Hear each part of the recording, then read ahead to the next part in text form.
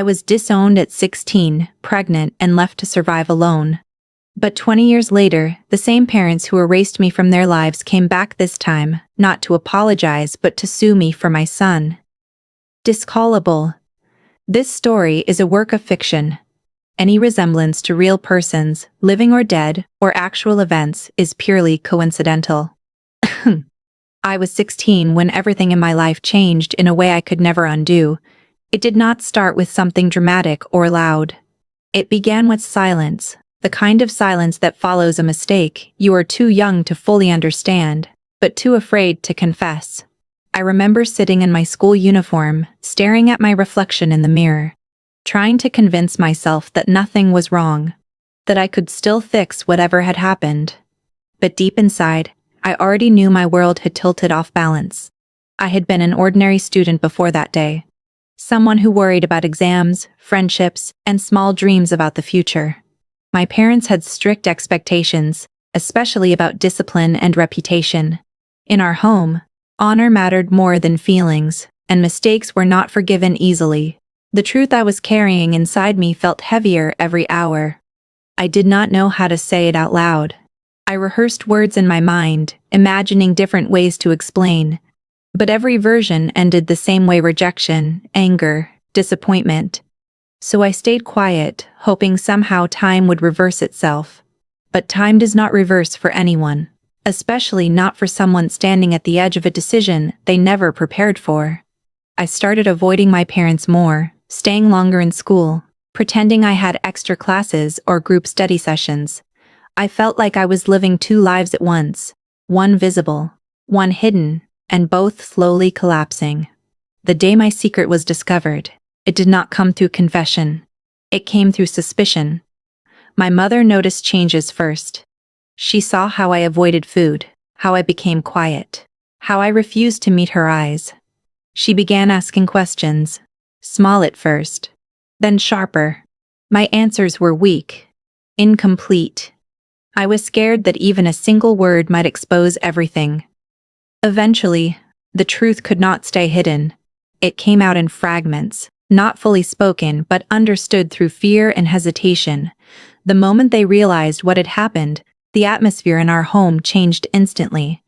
It was no longer a place of warmth or routine. It became cold, sharp, and unbearable. My father's reaction was immediate and unforgiving. There was no discussion, no attempt to understand. His anger filled every corner of the house. He saw my situation not as a mistake, but as a stain that could not be removed. My mother, on the other hand, was silent at first, but her silence was not comforting. It was heavy, filled with disappointment and fear of society's judgment. I tried to explain myself, but my voice shook too much to sound believable. Every sentence I spoke only made things worse. I remember standing in front of them, feeling smaller with every passing second, like I was disappearing inside my own body. The next few days passed in emotional chaos. Neighbors began to notice something was wrong. In our community, news spreads quickly, especially news that brings shame. I stopped going to school because I could not face the whispers or the stares. At home, conversations turned into arguments, and arguments turned into decisions I had no control over. My parents spoke about me as if I was not present, discussing what people would say, what relatives would think, how their reputation would survive. I realized then that I was no longer seen as their daughter in the same way. I had become a problem that needed to be removed. I tried to reach out to them one last time emotionally, hoping there was still some part of them that remembered I was their child. But the response I received broke whatever hope I had left. My father said my actions had destroyed the family's respect. My mother cried, but she did not defend me. That silence hurt more than the anger. I understood then that I was alone in a way I had never experienced before. Not just physically alone, but emotionally cut off from the only world I had ever known. That night, I could not sleep. I kept thinking about what would happen next. I had no plan, no safety, no certainty. I was just a girl standing at the edge of adulthood with consequences far too big for me to carry. Every sound in the house felt final, like something was about to break permanently. I did not know it yet, But this was the beginning of a journey that would force me to survive without protection, without guidance, and without the identity I once believed would always belong to me. The truth did not feel real at first. It felt like something that belonged to someone else's life, not mine. I kept waiting for it to disappear, for my body to go back to how it was before, for time to correct itself quietly without anyone noticing. But days passed, and nothing changed except my fear growing heavier and more constant. Every morning I woke up with the same thought pressing against my chest, and every night I went to sleep wishing I could wake up as someone different. I could not tell anyone, not my friends, not my teachers, and most importantly not my parents. The fear of their reaction was stronger than the fear of the situation itself. In my house, mistakes were not treated as problems to solve. They were treated as punishments waiting to happen. I started noticing everything more deeply after that realization. The way people looked at me, the way conversations stopped when I entered a room, the way I felt disconnected from things that once felt normal. School became harder to face. I would sit in class pretending to listen, but my mind would drift far away, trapped in thoughts I could not escape. I avoided my closest friends because I was afraid they might notice something in my behavior, something I could not explain. Even small things like standing in a crowded hallway or hearing laughter made me uncomfortable, as if I no longer belonged anywhere. At home, I became extremely careful. I changed the way I spoke, the way I moved, the way I behaved around my parents. I tried to act normal, but normal had already disappeared from my life. My mother began observing me more closely. She would ask me if I was eating properly or if something was bothering me. I would smile and lie, because I did not know what else to do.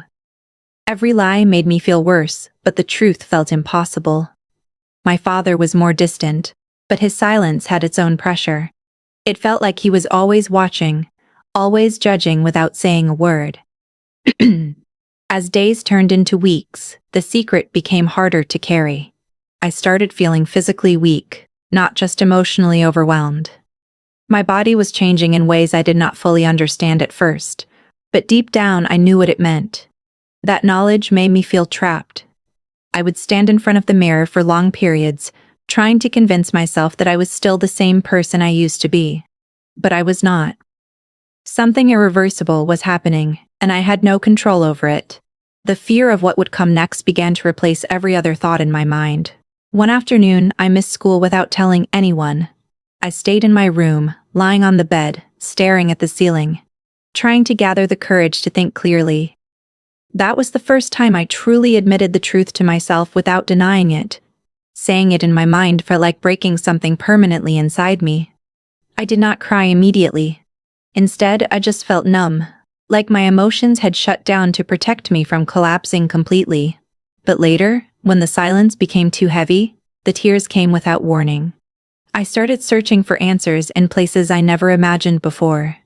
I read quietly, tried to understand what was happening to me, and slowly the reality became unavoidable. It was no longer something I could ignore or delay. It had become real, present, and growing. That realization brought another wave of fear, even stronger than before. I began thinking about consequences, about how my parents would react, about what people would say, about how my future would disappear in a single moment of disclosure. The hardest part was not the situation itself, but the loneliness of it. I felt like I was carrying something that no one else could see, something that separated me from the rest of the world. I would sit at dinner with my family and act normal, listening to conversations that suddenly felt distant and unimportant. I would laugh when needed, respond when spoken to, and pretend everything was fine while inside I was falling apart. Eventually, I reached a point where I could no longer ignore it. I knew I had to face the truth, even though I was terrified of the consequences. I spent hours thinking about how to speak, how to explain something that felt impossible to explain.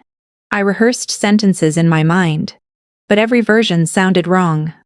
Nothing felt safe enough to say out loud. The fear of rejection, disappointment, and anger from the people I depended on made every possible choice feel dangerous.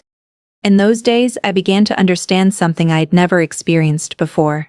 Secrets do not stay hidden without cost. They grow heavier with time, and they slowly change the person carrying them. I could feel myself changing, becoming quieter, more withdrawn, and more afraid of the future. Even though I had not told anyone yet, my life had already started moving in a direction I could not reverse the day my parents found out was not planned. But it felt inevitable in hindsight, like the truth had been waiting for the right moment to explode. I had been living in constant fear for weeks, walking carefully through every conversation, every glance, every question that might expose what I was hiding. I thought I was managing it well, but I underestimated how closely my mother was watching me. She had always been observant, noticing small changes that others ignored. That day, she noticed everything at once. My silence, my hesitation, the way I avoided food, the way I held my stomach instinctively without realizing it. She did not say anything at first, but I could feel her suspicion growing like a storm that had not yet broken. It started in the kitchen. I remember standing near the counter, pretending to help her with something simple, trying to act normal. She asked me a question about school, and I answered too quickly. That was the first mistake. She paused, looked at me differently, and asked again in a slower voice. I could feel my heart beating louder with every second. I tried to laugh it off, but it came out forced. That was enough for her to know something was wrong. She stopped what she was doing and told me to sit down. The tone in her voice was no longer casual. It was serious, sharp, and final. My father was called into the room. I still remember how heavy the air felt when he entered. He did not need to ask what was happening. The atmosphere had already changed. My mother began speaking first, carefully at first, then faster as her suspicion turned into certainty. She described everything she had noticed, every change in me, every detail she had connected silently over time. My father listened without interruption, his expression slowly hardening with every word. I sat there frozen, unable to defend myself, unable to escape the moment that was unfolding. When they finally turned to me and asked directly, I felt like my entire body stopped working. I could not lie anymore, and I could not tell the truth easily either. My silence became the answer before my words did. My mother's face changed immediately. It was not just shock. It was something deeper, something closer to heartbreak mixed with fear. My father stood up slowly, as if trying to control his reaction. But his anger was already visible in the way his hands tightened. The question was asked again, louder this time, more demanding, and I broke under the pressure. The moment I admitted it, everything changed. There was no gradual reaction, no slow understanding. It was immediate and explosive. My father's voice filled the room, sharp and full of disbelief. He repeated my words as if refusing to accept them. My mother began crying, but her tears were not comforting. They were filled with disappointment and panic. I tried to explain myself, but every sentence I spoke only made things worse. They did not want explanations. They wanted a way to undo what had already been said. The arguments that followed were intense and emotional. My father kept asking how this had happened, how I could let something like this destroy everything they had built for me. My mother kept asking who was responsible, as if identifying someone else could somehow reduce the shame. I felt trapped in the middle of their questions, unable to answer in a way that would make any difference. Every word I spoke sounded wrong in their ears. I could see their perception of me shifting in real time, turning from concern into anger and from anger into disappointment. By the end of that conversation, something had changed permanently. I was no longer being spoken to as a daughter who made a mistake. I was being spoken to as a problem that needed to be addressed. The warmth in the house disappeared completely. The familiar environment I'd grown up in suddenly felt unfamiliar and hostile. Even the walls seemed colder, as if they had absorbed the tension of what had just happened. That night, there was no dinner together. There was no normal conversation. I stayed in my room, listening to the silence outside my door, knowing that decisions were being made without me. I could hear voices in the distance, low and serious, discussing what would happen next, discussing what people would think, discussing what steps needed to be taken. I was no longer part of the discussion. I was the subject of it. Sleep did not come easily. I kept replaying the moment in my mind, trying to find a different outcome. A different way I could have responded, a different path that would not have led here. But there was none. The truth had already been spoken, and it had already begun reshaping everything I knew about my life, my family, and my place in it. The night I was thrown out, everything felt strangely quiet at first, as if the house itself was holding its breath before something irreversible happened. After the argument in the kitchen, no one spoke to me normally anymore. My mother avoided my eyes, moving around the house in a tense silence, and my father stayed distant, pacing occasionally, speaking in short, controlled sentences to her about things I was not allowed to hear. I stayed in my room, sitting on the edge of my bed, waiting for something I could not name. Every sound outside my door felt heavier than usual. Footsteps, cabinet doors, low conversations that stopped whenever I got close. I had a feeling that my life was about to change again, but I did not yet understand how final it would be. Hours passed like that. I did not eat. I did not sleep. I kept thinking maybe they would calm down, maybe they would call me in and talk again. Maybe there was still a chance to fix things. But deep down, I already knew the truth was not something they wanted to fix. It was something they wanted to remove. Late at night, I heard my father's voice clearly for the first time since the argument. It was sharp, controlled, and absolute. He was not shouting anymore. That made it worse. His calmness meant the decision had already been made. My mother came to my room before midnight. She did not knock. She just opened the door and stood there for a moment, looking at me like she was seeing someone she no longer recognized. Her face was tired, her eyes red, and her hands were shaking slightly. She told me to get up. Her voice was low, almost emotionless, but I could feel the pressure behind it. I asked her where we were going, but she did not answer directly. She only said I needed to pack a few things quickly. That was the moment I understood that I was not being taken somewhere temporarily. I was being removed. I moved slowly, almost in disbelief, gathering a few clothes and personal items without thinking clearly. My hands were shaking, and I kept stopping, hoping someone would come in and say this was a mistake. But no one did. My father stood in the hallway, watching without speaking. His expression was hard, distant, and final. There was no softness left in him, no hesitation, no sign of the man who had once asked me about my school grades or helped me fix small problems when I was younger. That version of him felt like it belonged to someone else's life. When I came out with my small bag, I noticed something strange. The house looked exactly the same, but it no longer felt like mine. The walls, the furniture, the familiar smell of home, everything suddenly felt temporary, like I was just passing through a place I would never return to. My mother avoided looking at me directly. She kept wiping her face, but she did not say anything comforting. There were no final words of reassurance, no attempt to soften what was happening. Everything was already decided. My father opened the door. The night air outside was colder than I expected. I remember standing there for a moment, waiting for someone to stop me, waiting for a voice to call my name and bring me back inside. But the silence continued. My father finally spoke, telling me that I had brought shame to the family and that I could not stay under their roof anymore. His words were not loud, but they were firm enough to break something inside me. My mother stood slightly behind him, still silent, still not meeting my eyes. I stepped outside slowly, carrying my small bag, feeling like I was walking out of my entire life. The door closed behind me, not violently, but firmly, like a decision that would not be reversed. That sound stayed in my mind longer than anything else. I stood in front of the house for a few seconds, not knowing where to go or what to do. The street was quiet, almost empty, and everything felt unreal, like I was inside a dream that had gone wrong.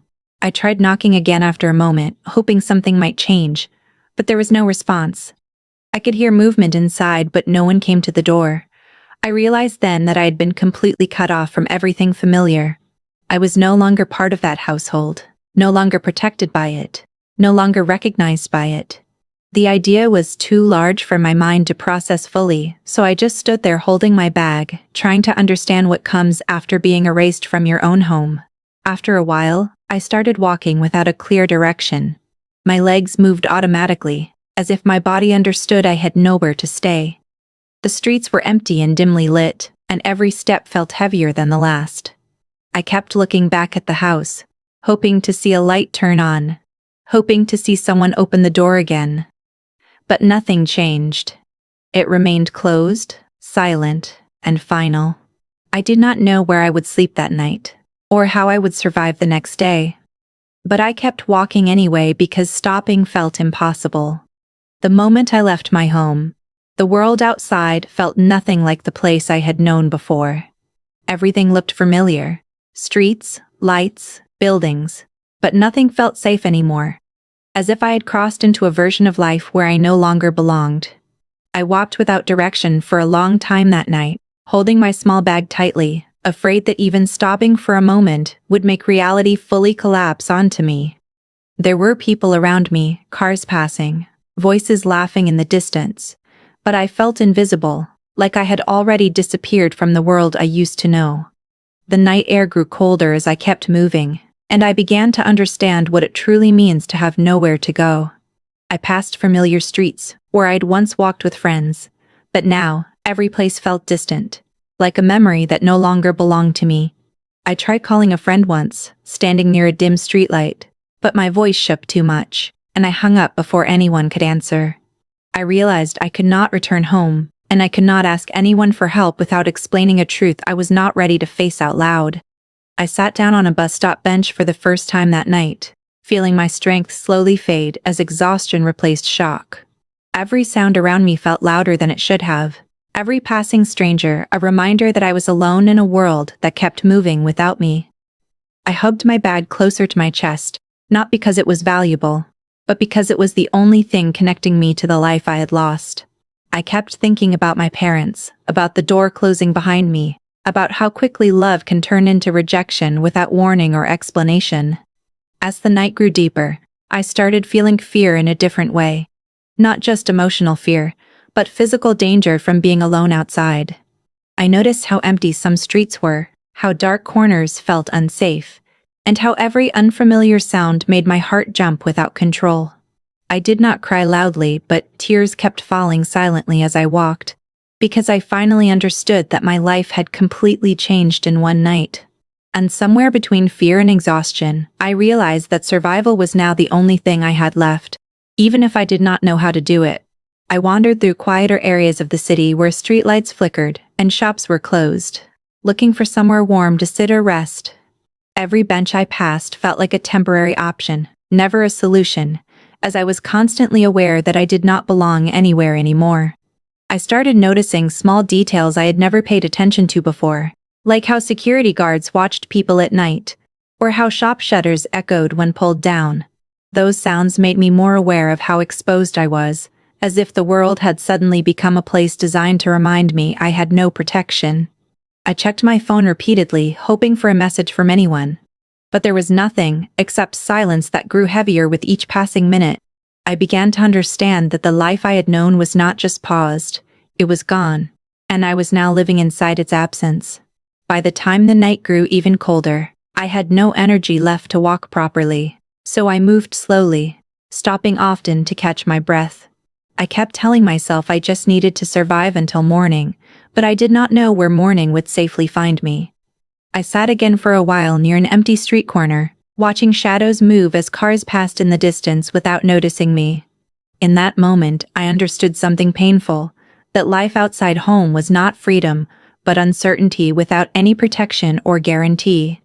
My body felt weaker with every passing hour, but my mind kept forcing me forward because stopping felt more dangerous than moving. I did not know where I was going anymore, only that I could not go back to where I came from. I remember stopping near a small closed shop where a broken light flickered above the shutter, and I stood there, trying to decide if I should sit on the ground or keep walking, even though my legs were shaking, and my vision felt blurred from exhaustion and fear that kept building inside me without pause, and I kept thinking that maybe if I stayed in one place long enough, someone would notice me, but the street stayed empty, and the night did not change in any way that could help me feel safer. Fay for a life in less alone as the would hash could sit with 30 march. The ground beneath me was cold, and the early morning air carried a strange silence that made everything feel even more unfamiliar than the night before. For a moment, I could not remember how I had ended up there. Then it all came back in pieces. The door closing, the walk through empty streets, the exhaustion that finally forced me to sit down somewhere and close my eyes even though I was terrified of what might happen while I slept outside. When I fully remembered, a heavy feeling pressed down on my chest, not just fear anymore, but reality settling in that this was now my life. I slowly stood up, my body stiff and weak, and looked around. The street was beginning to wake up. Shops were opening, people were walking to work, children were going to school, and everything looked normal. That normality felt painful because I was no longer part of it. I walked slowly, not knowing where I was heading, only knowing I could not stay in one place for too long. My phone battery was almost dead, and I had no charger, no money, and no plan. Hunger started to become noticeable, but it was not the strongest feeling. The strongest feeling was still fear. Fear of being alone in a world that kept moving without me. As I walked, I started observing people differently. I noticed how easily they belonged somewhere, how they moved with purpose, how no one looked lost the way I felt. I tried to keep my head down, afraid someone might ask me questions I could not answer. Every passing minute made me more aware of how vulnerable I was. I thought about going back, just standing outside my house again, but I knew the door would remain closed. That thought made my steps heavier. By midday, the heat made everything harder. I had not eaten since the day before, and my energy was fading. I sat near a wall for a while, trying to rest without drawing attention. People passed by without noticing me, and I realized how invisible someone can become when they have nowhere to belong. I kept thinking I needed help, but I did not know how to ask for it. Every possible option felt impossible. I could not go to my relatives, I could not return home, and I had no friends. I felt safe enough to contact. The world felt too large and too indifferent. That is when I first noticed her. She was an older woman, sitting near a small tea stall not far from where I was. She had a calm presence, not hurried like everyone else.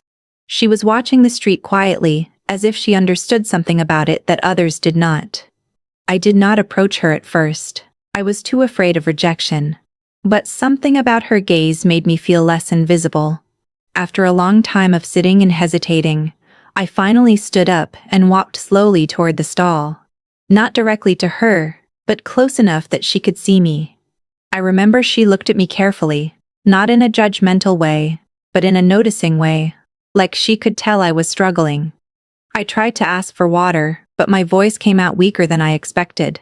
She did not ask many questions at first. She simply gave me a glass of water and a small piece of bread from the stall.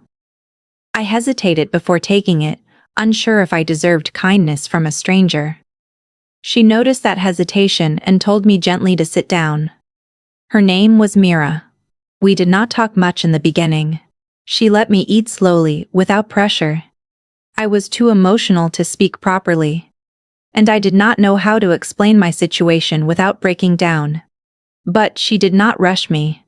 She simply stayed nearby, allowing silence to exist without making it uncomfortable. That was something I had not experienced in a long time. Silence that did not feel like punishment. After some time, she asked me softly if I had somewhere to go. That question opened something inside me that I had been holding back since the night before. I tried to answer, but my words failed, and instead everything came out in pieces. I told her I had no place to stay, that I had been thrown out, and that I did not know what to do next. I expected her to react with shock or distance herself, but she did not. She just listened. When I finished speaking, she looked at me for a long moment, and then said something simple that changed the direction of that day. She told me I could come with her for now, just until I figured things out. I did not trust easily at that point, but I had no other option. I had already reached a point where survival mattered more than fear, so I followed her slowly, still unsure if I was making a mistake. but also realizing that for the first time since leaving home, someone had not turned away from me immediately, and instead had chosen to stay beside me without asking for anything in return, or making me feel like I had to explain myself perfectly before being allowed to exist in her presence. At first, I did not fully trust the idea of staying with Mira. After everything that had happened, trusting anyone felt dangerous, like I was one wrong decision away from being hurt again. But I also had no strength left to refuse. My body was exhausted, my mind was overwhelmed, and my situation had already reached a point where survival mattered more than suspicion. She did not rush me or force me to decide immediately. She simply told me I could come with her and rest for a while, and I could decide everything else later. That later felt like the first soft thing I had heard in a long time. We walked together slowly through busy streets. She did not ask too many questions, and that silence helped me breathe again. Every step felt uncertain, but I stayed close to her because I had nowhere else to go. I kept thinking about my parents, about the door closing behind me, about how quickly everything had turned into a life I no longer recognized. Even though I was physically moving forward, emotionally I felt stuck between fear and disbelief. Mira occasionally looked back to check if I was still following, and that small gesture made me feel less invisible. Her home was not far, but it felt like a different world compared to the streets I had been walking through. It was small and simple, not luxurious or impressive, but it had something I had not felt in days' stability. When we entered, she told me to sit down and rest. I hesitated at the doorway for a moment because stepping inside felt like crossing into someone else's life. But exhaustion pushed me forward, and I finally sat down carefully, still unsure if I was truly allowed to be there. She brought me water again and later some food. I ate slowly, almost in disbelief, because I had not realized how hungry I truly was until that moment. My hands were still shaking slightly, not just from hunger, but from everything I had been holding inside me. Mira did not stare at me while I ate. She gave me space, as if she understood that comfort takes time to accept when someone has been living in fear. After I finished eating, she sat across from me and asked gently if I wanted to talk about what happened. That question made my throat tighten. I had avoided speaking the truth for so long that saying it out loud felt almost impossible. But something about her calm presence made it easier than before. I started speaking slowly, not in full sentences at first, but in fragments. I told her about my home, about my parents, about the moment they found out, and about how everything collapsed after that. I did not go into every detail at once, because I was still afraid of breaking down completely. She listened without interrupting. That alone felt unusual. Most people either reacted with judgment, or tried to fix things too quickly.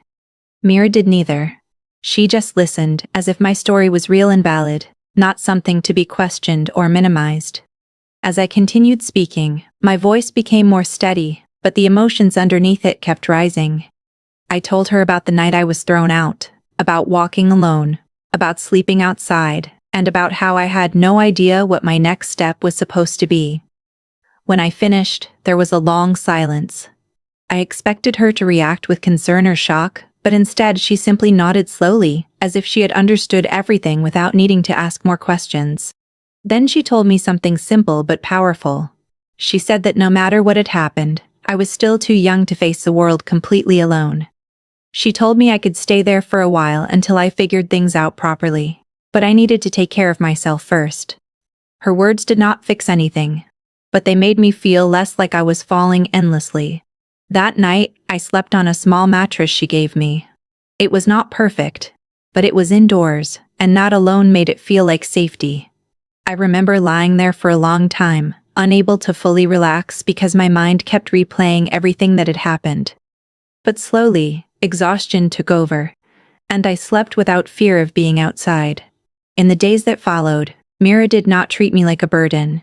She gave me small tasks to help around the house, not as payment, but as a way to help me feel normal again. I started to understand her routine, her calm way of living, and the quiet strength she carried. She did not try to replace my family or act like she could erase my pain. Instead, she gave me space to exist without judgment. for the first time since everything fell apart. I began to feel like I was not completely alone in the world.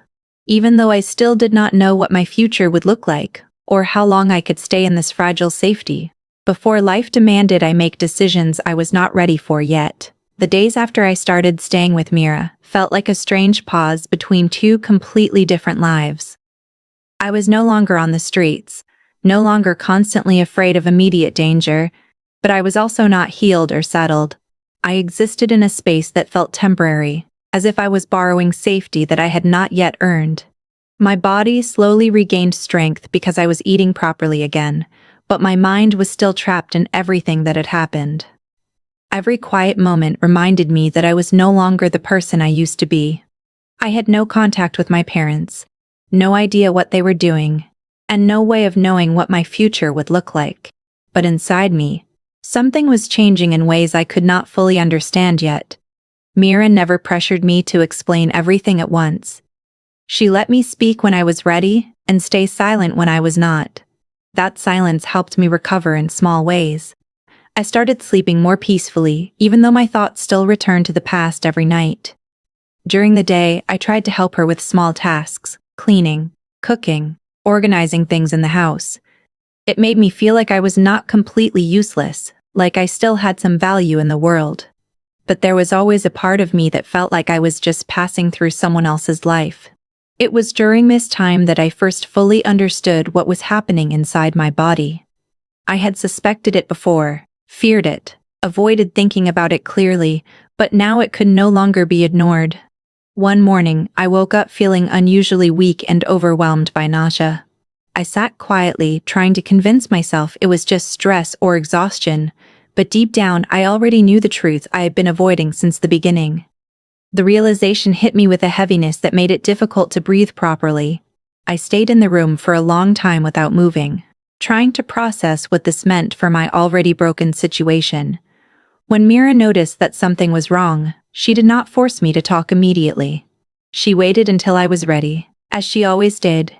Eventually, I found the courage to tell her what I had been suspecting. My voice was low and uncertain, and I struggled to say the words clearly. She listened carefully, her expression calm but serious. She did not react with shock or judgment. Instead, she asked gentle questions, not to interrogate me, but to understand what support I needed. Her reaction made me feel less afraid, even though the reality itself was still overwhelming. Later, she took me to a small clinic nearby. It was not a big hospital, just a modest place where basic care was given. But for me, it felt like a turning point. I remember sitting in the waiting area, holding my hands tightly together, feeling every second stretch longer than it should. My mind was full of fear, not just about the confirmation, but about what would happen after it. I was already homeless in a way, already separated from my family, and now I was facing a reality that made everything even more complicated. When the confirmation came, I did not cry immediately. I just sat still trying to absorb the information. It was real. There was no more denying it, no more running away from it in my thoughts. I felt a mixture of fear, confusion, and helplessness all at once. Mira stayed beside me quietly, not saying much, just letting me process it in my own time. That presence helped me stay grounded even though my thoughts were spinning uncontrollably. On the way back, I kept looking out of the vehicle window, trying to understand how my life had reached this point. I thought about my parents again, about how they had reacted, about how far removed I was now from the life I once thought I would have. Everything felt irreversible. I was no longer just someone who had been thrown out of home. I was now someone carrying a responsibility I was not prepared for at such a young age, in such unstable conditions. That night, I could not sleep properly. My mind kept cycling through possibilities, fears, and questions I had no answers for. How would I survive this? Where would I go next? What would people say if they found out?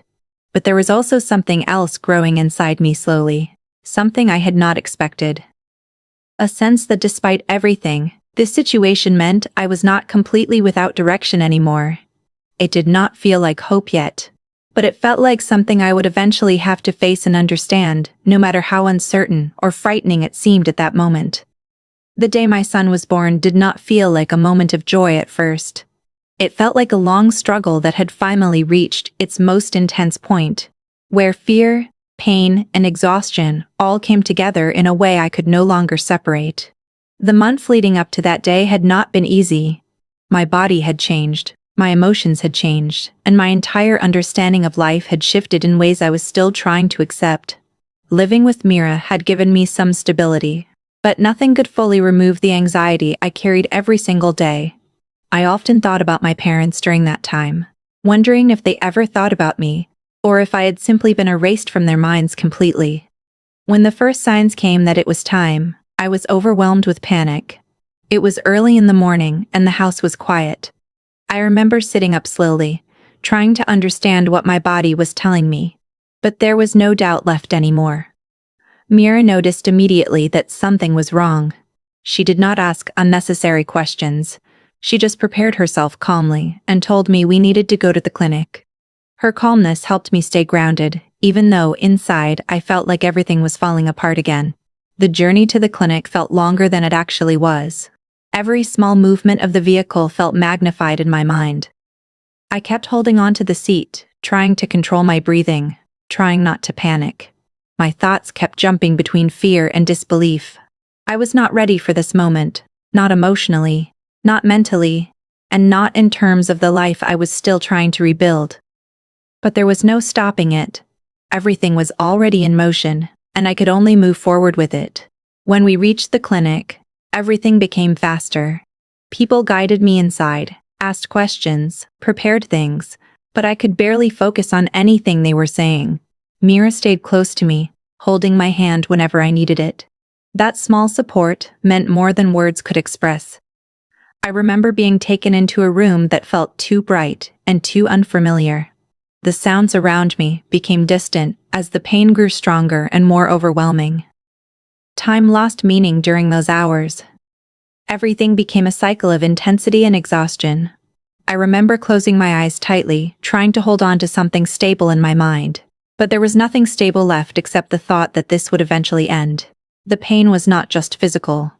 It carried emotional weight too, as if every part of my past, every decision, every consequence had gathered in that one moment. I felt completely vulnerable, exposed, and alone in a way I had never experienced before.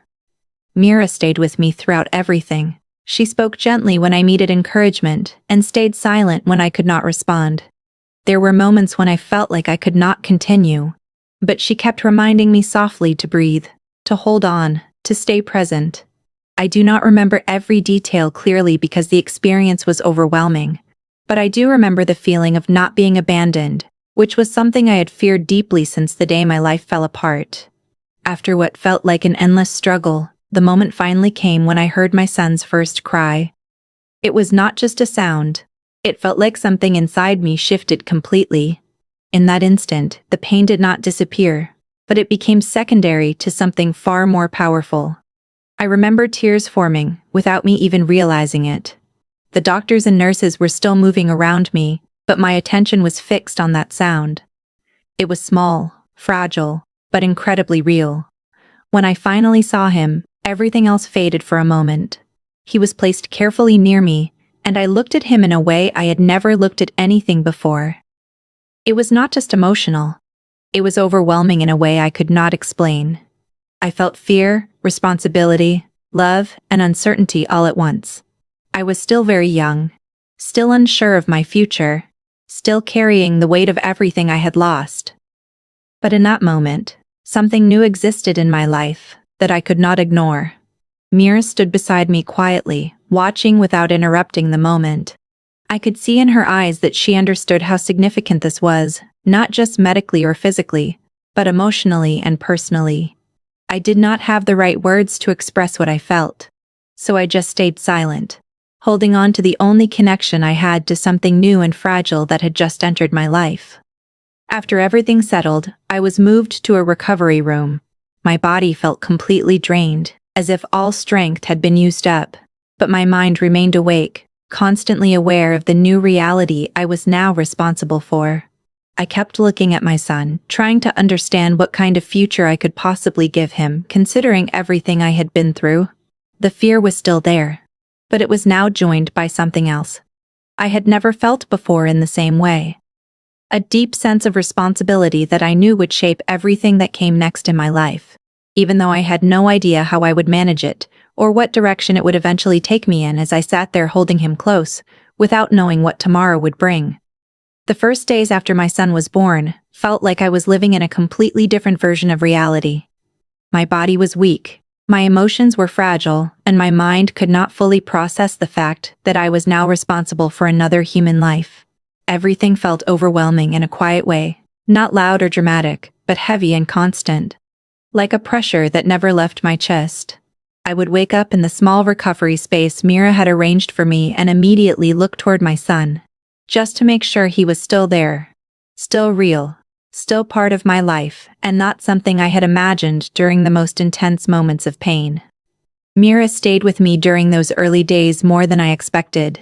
She helped me understand basic things I had never dealt with before. How to feed him, how to hold him properly, how to recognize when he was uncomfortable. I felt completely unprepared, but she never made me feel incapable. Instead, she guided me patiently, as if she understood that I was learning not just about motherhood, but also about survival in general. There were moments when I felt like I might break down emotionally just from the weight of responsibility, but she would calmly remind me to take things step by step. Even though I was physically recovering, I knew I could not stay in that state forever. Life was still waiting outside, and I had no real source of income or long-term stability. Mira did what she could, but I also knew I could not depend on her endlessly. That realization slowly pushed me toward thinking about work again. It was not easy. My body was still healing, and my son needed constant care, but the fear of being completely without resources became stronger than my hesitation. I started with very small tasks at first. Mira helped me find simple work that could be done from home or nearby, things that did not require long hours or physical strain. I would clean small spaces, help prepare simple items for local shops, or assist in basic household tasks for neighbors who trusted Mira. The income was very little, but for me, it represented something more important than money. It represented control over my situation, even if it was minimal. Every time I left my son, even for a short period, I felt anxious. I would constantly think about whether he was safe, whether he was crying, whether I was making a mistake by trying to work instead of staying with him all the time. But I also knew I had no choice. If I wanted to build any kind of future for him, I needed to find a way to support us. That conflict stayed inside me every day, between being present as a mother and being responsible for survival. As time passed, I began adjusting slowly. My routine became more structured. I would spend mornings caring for my son, feeding him, making sure he was comfortable, and then work during the hours Mira helped supervise him. She never treated it like a burden.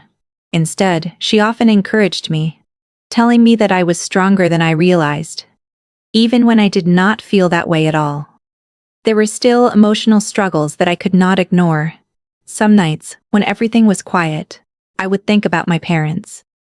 I would wonder if they knew I had given birth. If they ever thought about the fact that they now had a grandchild they had never seen. Those thoughts did not bring comfort. They brought confusion and pain that I did not know how to resolve. But I kept those emotions mostly to myself because I did not want them to interfere with my responsibility toward my son. Slowly, I began to understand that life after such a major change cannot return to what it once was. There's no going back to the person you were before. Everything becomes about rebuilding from a completely different starting point. I was no longer just someone who had been thrown out of her home. I was now someone who had to build stability not only for myself, but for a child who depended entirely on me. There were small victories during those early working days that gave me hope. Sometimes I would complete a task successfully and receive payment that felt meaningful even if it was small. Sometimes I would manage to balance work and childcare without feeling completely overwhelmed.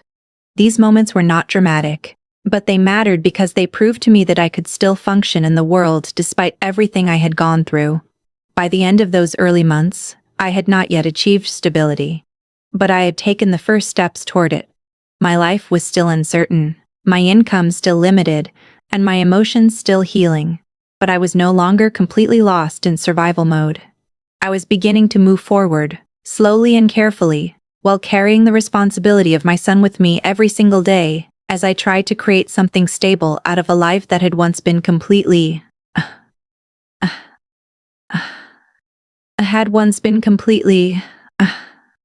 and unpredictable in every possible way.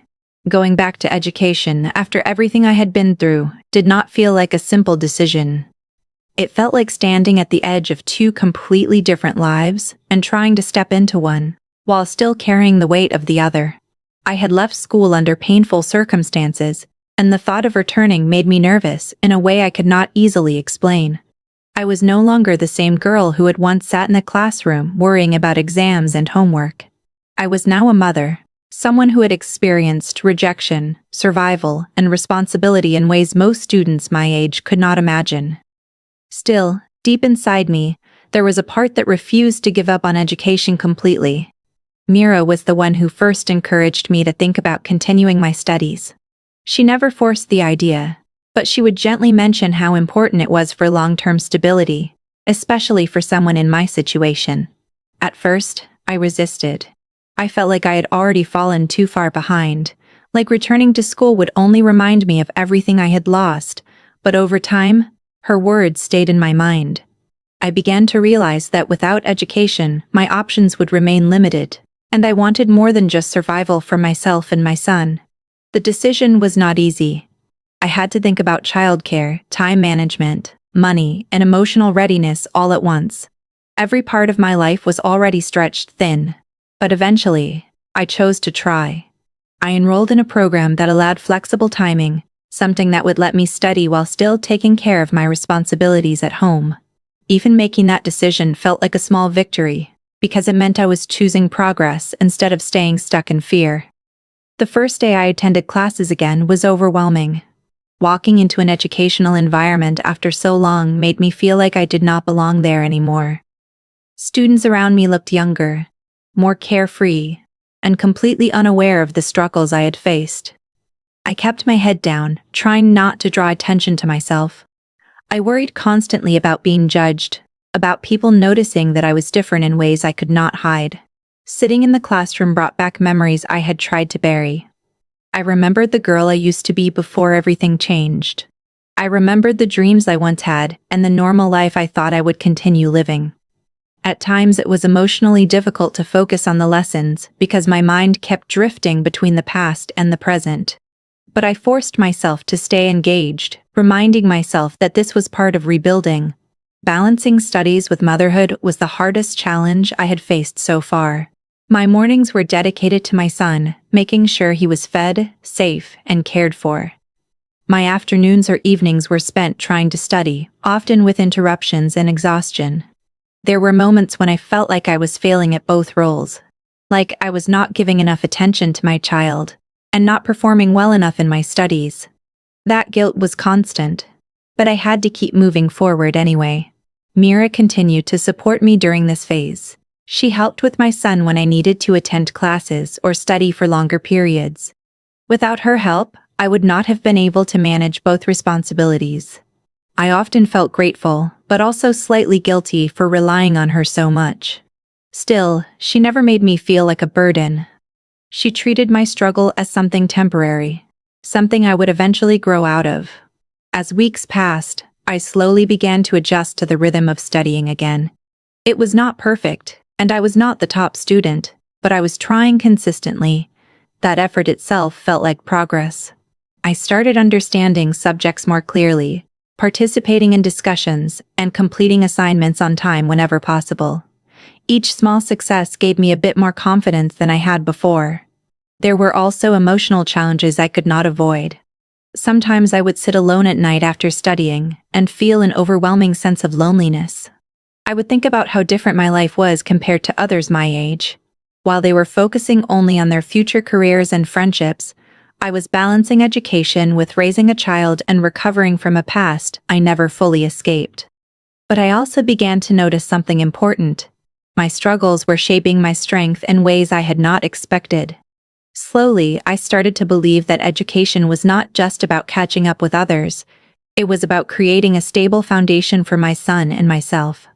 It was about proving to myself that my life had not ended with my past mistakes and circumstances. Even though the path was difficult and often exhausting, I continued walking it because stopping was not an option I wanted to consider anymore, as I tried to build a future that felt more secure than the life I had left behind in silence and uncertainty. The scholarship did not come suddenly, even though it felt like it changed everything in a single moment. It was the result of months of exhaustion, sleepless nights, balancing studies, work, and motherhood in a life that rarely gave me space to breathe. I had been pushing myself quietly, not expecting recognition, only trying to survive the pressure of responsibilities that never stopped growing. Most days felt repetitive and draining. But I kept going because I had no option to stop.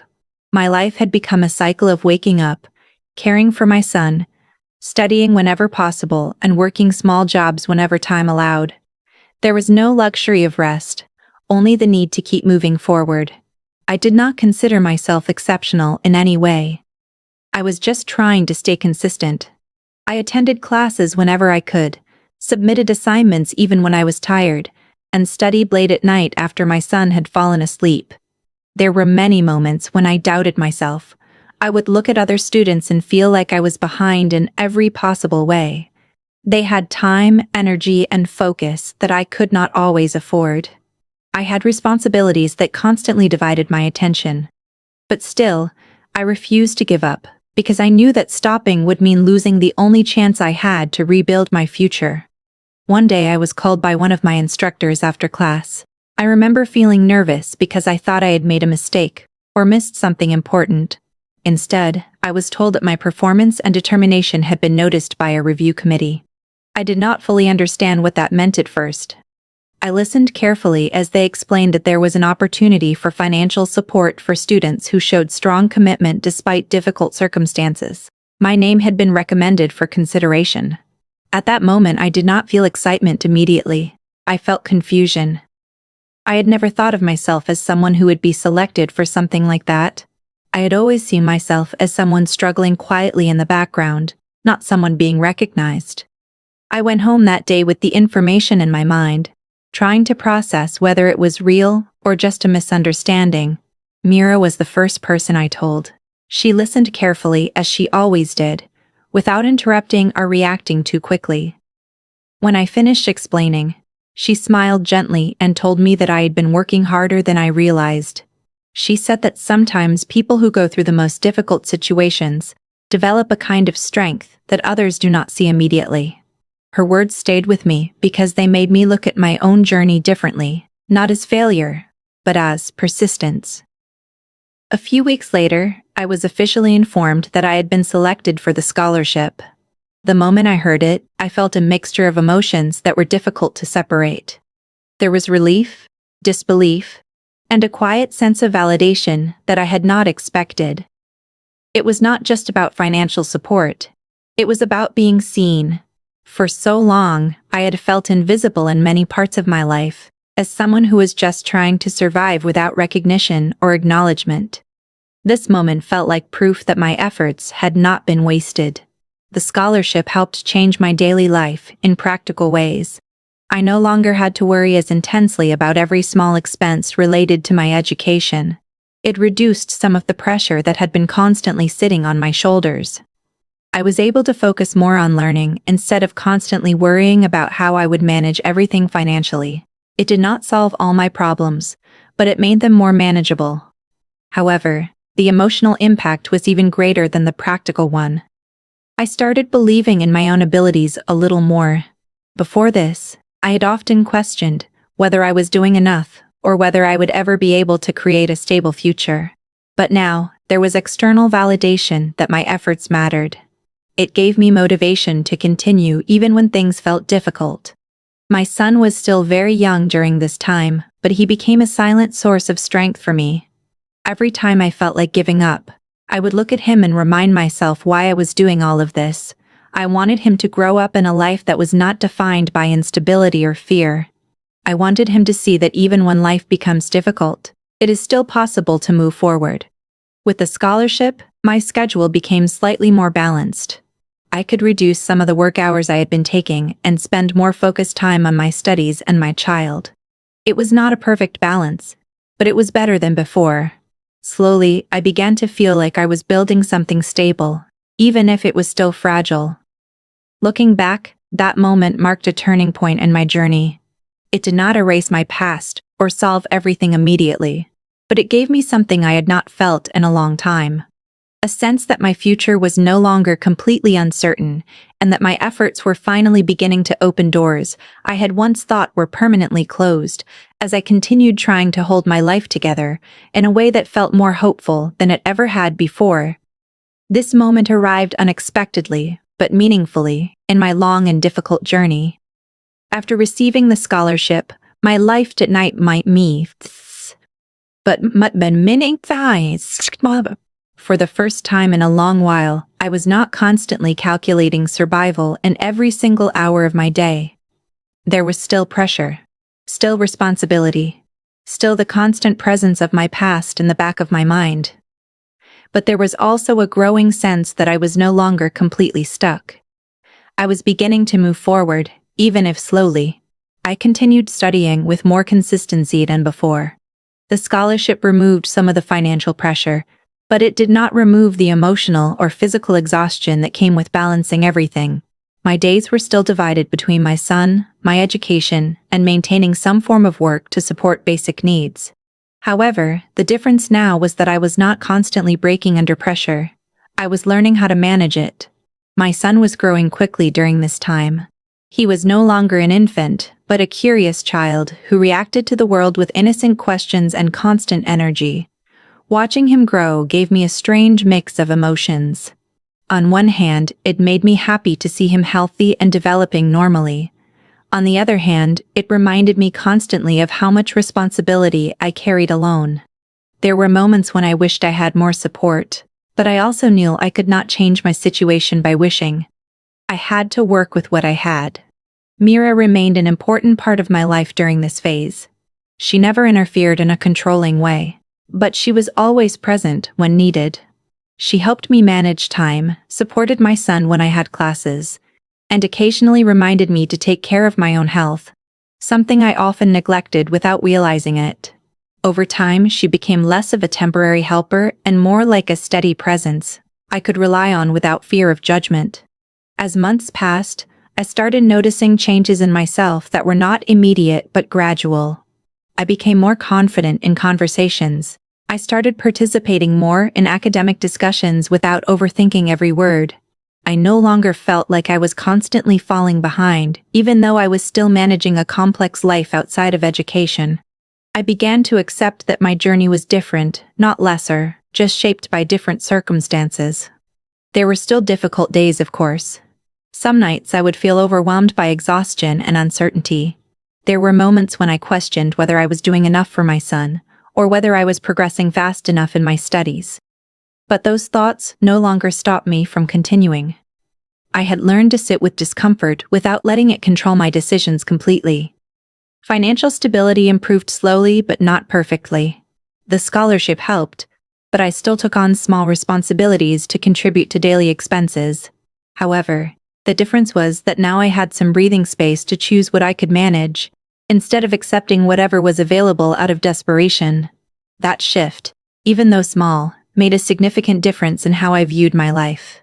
I also began thinking more seriously about the future. Earlier, my focus had been purely on survival, getting through the next day or week. Now, I started thinking in terms of years. I started imagining what kind of job I could pursue after completing my education. I started thinking about what kind of environment would be best for my son as he grew older. These thoughts were new because they required stability, something I had not felt for a long time. Emotionally, I was still healing from everything I had experienced. The past was not something I could simply forget. There were moments when memories of my parents, the night I was thrown out, and everything that followed would return unexpectedly. But instead of breaking down completely, I began processing those memories differently.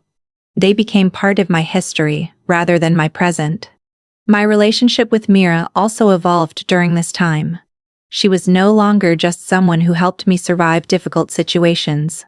She had become someone I trusted deeply. We did not always talk about emotions directly, but there was an understanding between us that did not need constant explanation. She respected my independence, and I respected her support. As I continued building stability, I also became more aware of my own strength. I realized that I had adapted to situations that once felt impossible. I had managed motherhood, education, emotional recovery, and financial instability all at once. That realization did not make life easy, but it changed how I saw myself. I was no longer only someone who had suffered. I was someone who had survived and continued to move forward despite everything.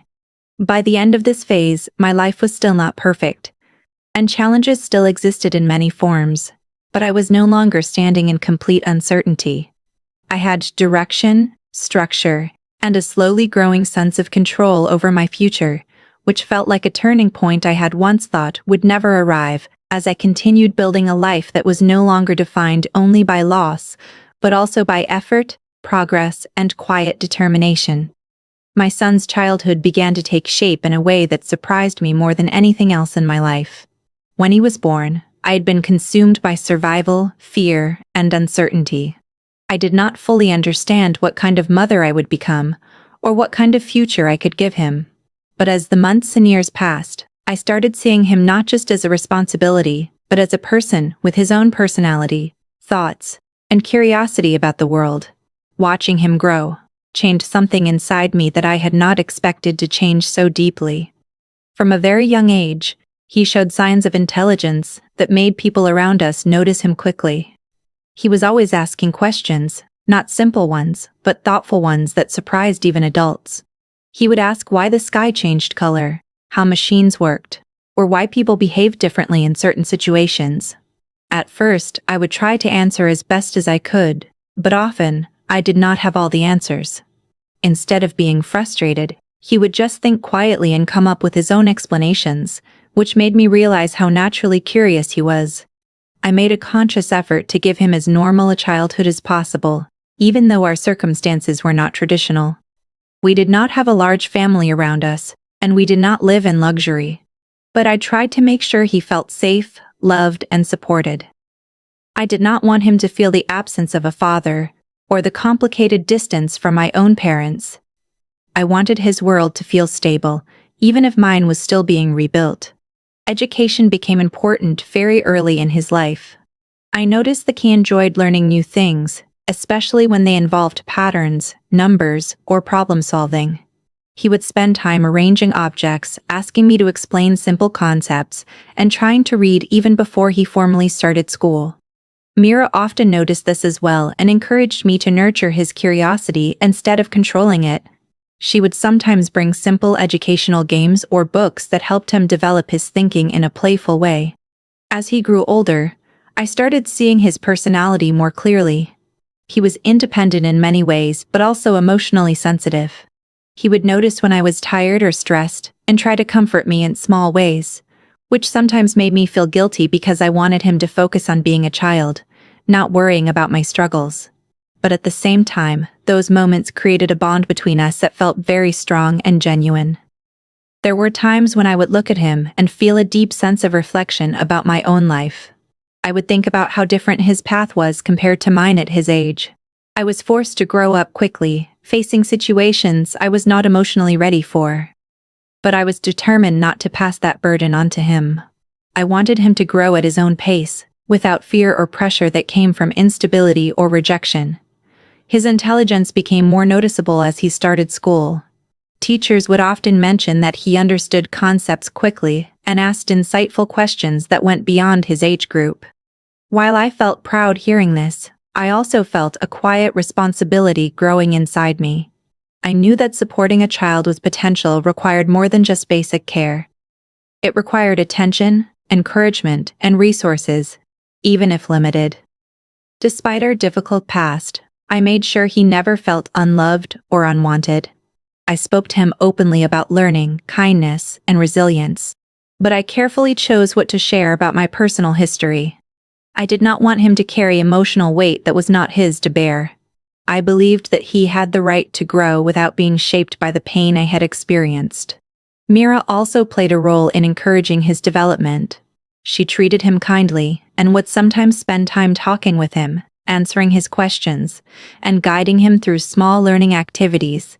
He grew comfortable around her, and their interaction added a sense of extended support that made our small environment feel less isolated. As time passed, I began to realize that his intelligence was not just about academic ability. It was also about emotional awareness. He would notice changes in mood, understand when to give space, and sometimes express thoughts that showed deep observation of the world around him. This made me even more careful about how I guided him, because I knew he was absorbing more than I might have expected. There were challenges, of course. Raising a child alone while managing education and work was never easy. There were days when I felt exhausted and worried whether I was doing enough. But every time I looked at him and saw how he was developing, I felt motivated to continue. He became the reason I pushed through difficulties that once felt overwhelming. Over time, I started imagining a future where he could use his abilities fully. I thought about better education opportunities, a more stable environment, and possibilities that I had never been able to experience myself. My focus shifted from just survival to building something meaningful for him. Watching him grow into a bright, thoughtful child became one of the most important parts of my journey. It reminded me that even after loss, rejection, and struggle, life can still create something new and meaningful if given the chance.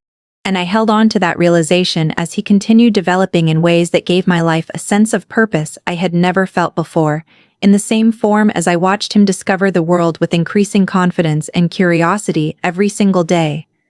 There was a part of my life I never talked about, not even to myself in detail.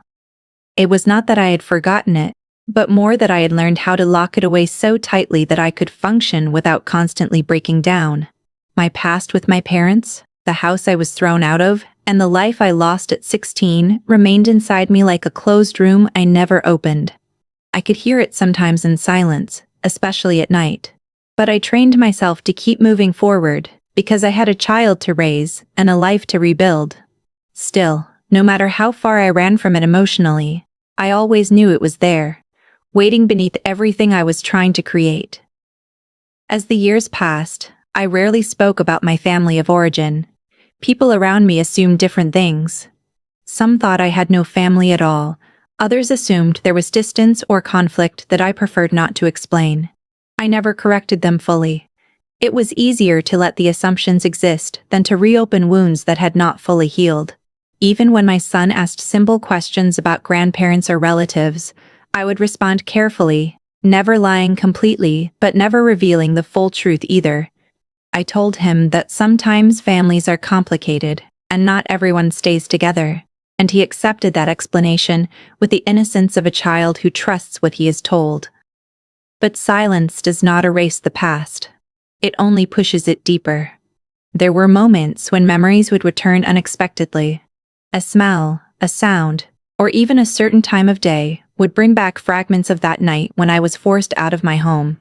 I would be doing something ordinary, like preparing food or helping my son with his studies, and suddenly my mind would drift back to standing outside my childhood house with nothing but a small bag and no direction. Those moments never lasted long, but they always left a lingering heaviness that I had to quietly carry while continuing with my responsibilities. Mira noticed that I rarely spoke about my past family, but she never pushed me. She understood boundaries in a way that made it easier for me to stay open about the present, instead of being forced into the past. Sometimes she would gently remind me that healing does not mean forgetting, but I was not ready to fully process everything I had been through. I was still focused on building stability, on raising my son, on maintaining the life I had managed to create from almost nothing. My daily routine became so structured that I rarely had time to dwell too deeply on old memories. I would wake up early, prepare for the day, take care of my son, manage work or studies depending on the period, and handle responsibilities that filled every hour. That constant activity helped me stay grounded. But even in the busiest days, there were quiet moments where the past would quietly reappear in my thoughts without warning. I began to notice that I had changed in ways I did not always recognize. The girl I once was had been replaced by someone more cautious, more aware of emotional risk, and more protective of her inner world. I did not easily trust people with personal details, not because I was closed off, but because I had learned what it felt like to lose stability suddenly. That experience shaped how I interacted with everything around me. At times, I wondered what my life would have looked like if things had gone differently. If I had not been thrown out, if I had been supported instead of rejected, if I had grown up in a stable environment. These thoughts did not come with bitterness all the time, but with curiosity about the version of life I never got to experience. Still, I did not allow myself to stay in those thoughts for long because they led nowhere useful for the life I was currently living. My son's presence helped keep me anchored in the present. He was unaware of the depth of my past struggles, and I preferred it that way. He saw me as his mother, his guide, his source of safety. I did not want him to see me as someone defined by pain or loss. I wanted him to see strength, even if it was built quietly over years of struggle. Over time, I realized that not speaking about my past did not mean it had no influence over me. It shaped how I made decisions, how I reacted to stress, and how I defined safety and stability. Even though I was building a new life, the foundation of that life was still influenced by everything I had survived before. There were rare moments when I considered confronting my past directly, maybe even reconnecting with it in some form. But those thoughts never stayed long enough to become action. I was not ready, and I did not know if I ever would be. My focus remained on the life in front of me, not the one behind me. Because every day required attention, responsibility, and emotional strength that left little space for unresolved history to take control again. As I continued moving forward, while carrying everything I had never fully said out loud inside me, in silence that only I understood completely. Starting a business was never something I planned in a structured or traditional way. It did not begin with a big idea or financial security. It began with necessity. After years of struggling to balance education, motherhood, and small jobs, I started realizing that my time and energy were stretched too thin for unstable income sources. I needed something that could grow slowly but steadily, something that would give me more control over my schedule and allow me to support my son without constantly worrying about the next day. The idea of business felt intimidating at first, because I had no formal experience, but I also understood that waiting for perfect conditions was not an option. It started very small, almost accidentally. I began by offering simple services that matched the skills I had developed over time. These were not extraordinary skills, but practical ones, learned through experience, like organizing tasks efficiently, helping with basic work in local setups, and assisting people with small responsibilities they did not have time for. At first, it did not feel like a business at all. It felt like survival with slightly better structure. But slowly, I began to notice that people were willing to pay for reliability and consistency, even in simple tasks. Mira played a quiet but important role in this phase. She never interfered directly, but she encouraged me to think more seriously about turning my efforts into something organized. She would often say that I was already doing the work. I just needed to give it direction. Her words stayed in my mind because they made me realize that I was underestimating my own efforts.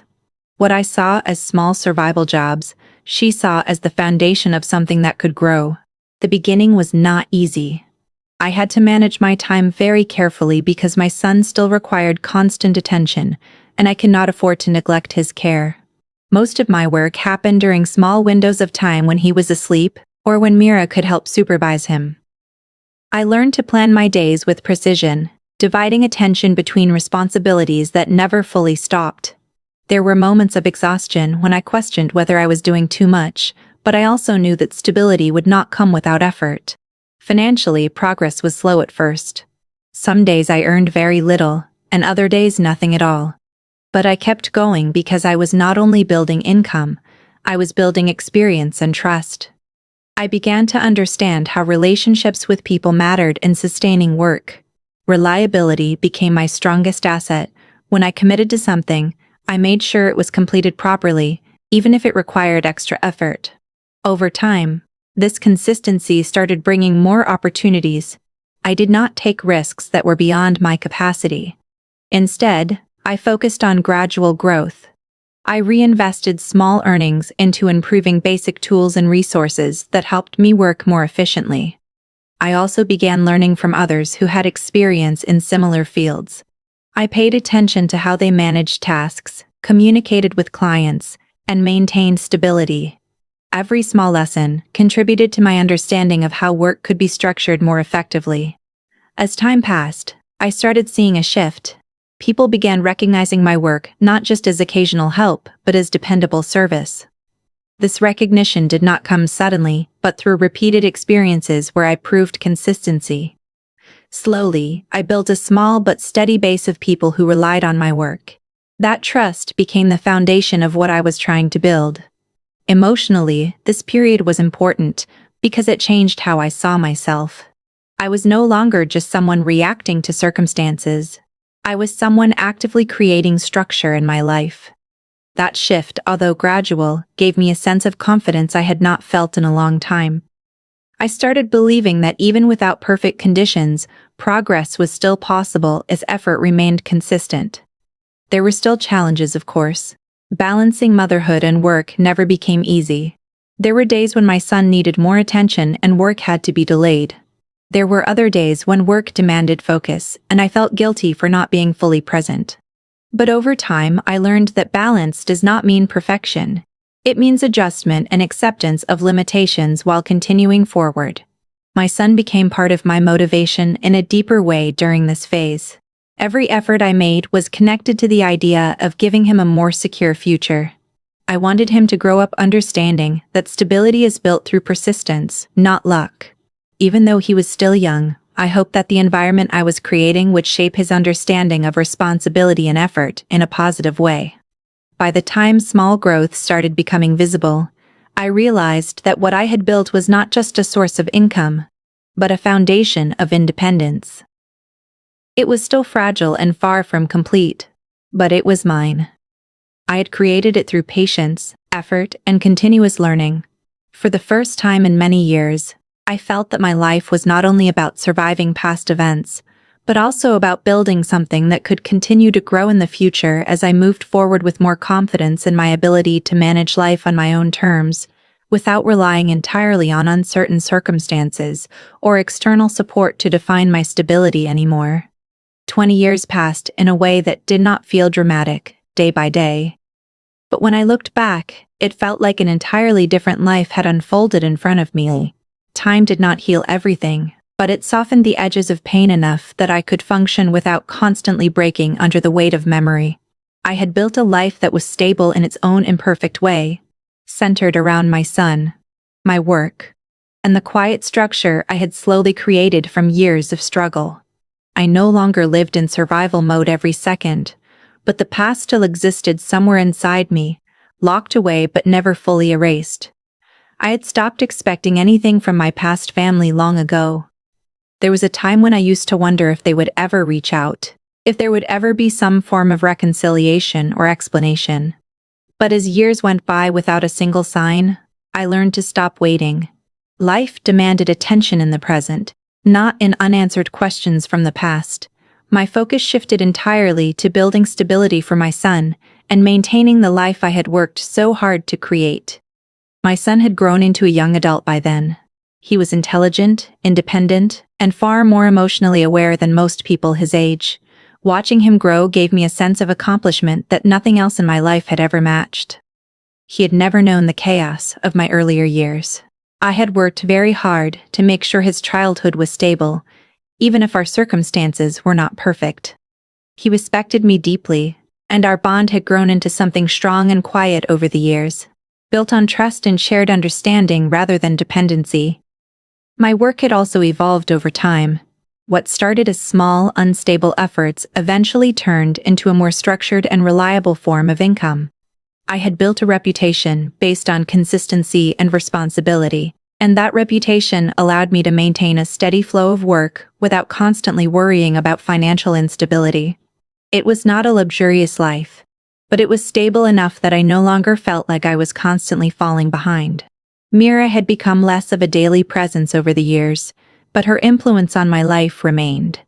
She had helped me during one of the most fragile periods of my existence, and even though life naturally created distance as things stabilized, I never forgot the role she played in helping me survive and rebuild.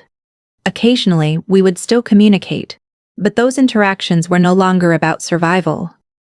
They were more about shared updates and quiet acknowledgement of how far things had come. Despite everything I had built, I still carried a quiet emotional distance from my past. I did not speak about my parents or my early life often. It was not because I was ashamed anymore, but because it felt like a separate chapter that had no connection to the life I was living now. Still, there were moments when memories would surface unexpectedly. A place, a sound, or even a conversation could bring back fragments of that time, reminding me that those experiences were still part of who I was, even if they no longer defined my present. I had accepted that some answers would never come.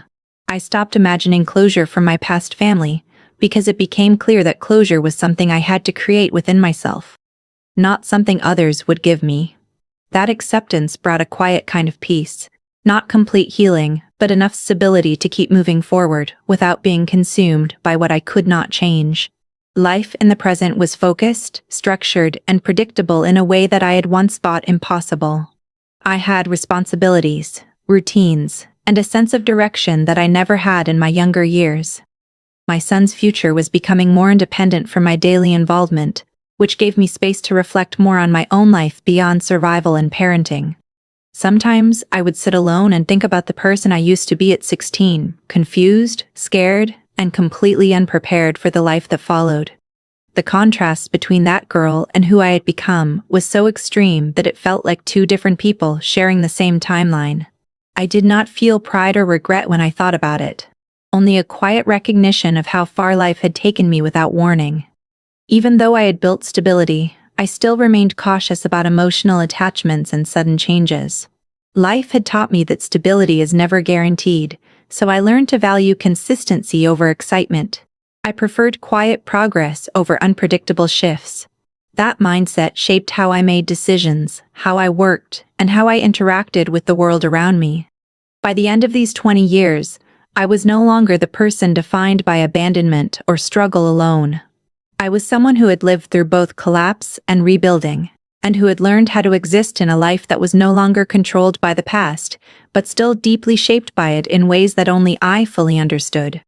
As I continued moving forward in a world that had changed around me while I was busy changing myself from within, over time through patience and endurance and quiet persistence, that gradually shaped everything I had become today. The letter arrived began like any other ordinary morning. I had no reason to expect anything unusual.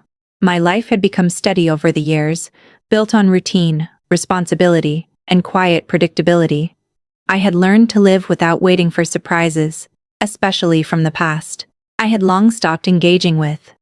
That part of my life felt distant, almost like it belonged to someone else entirely.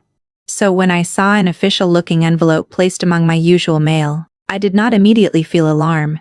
I assumed it was related to work or something routine.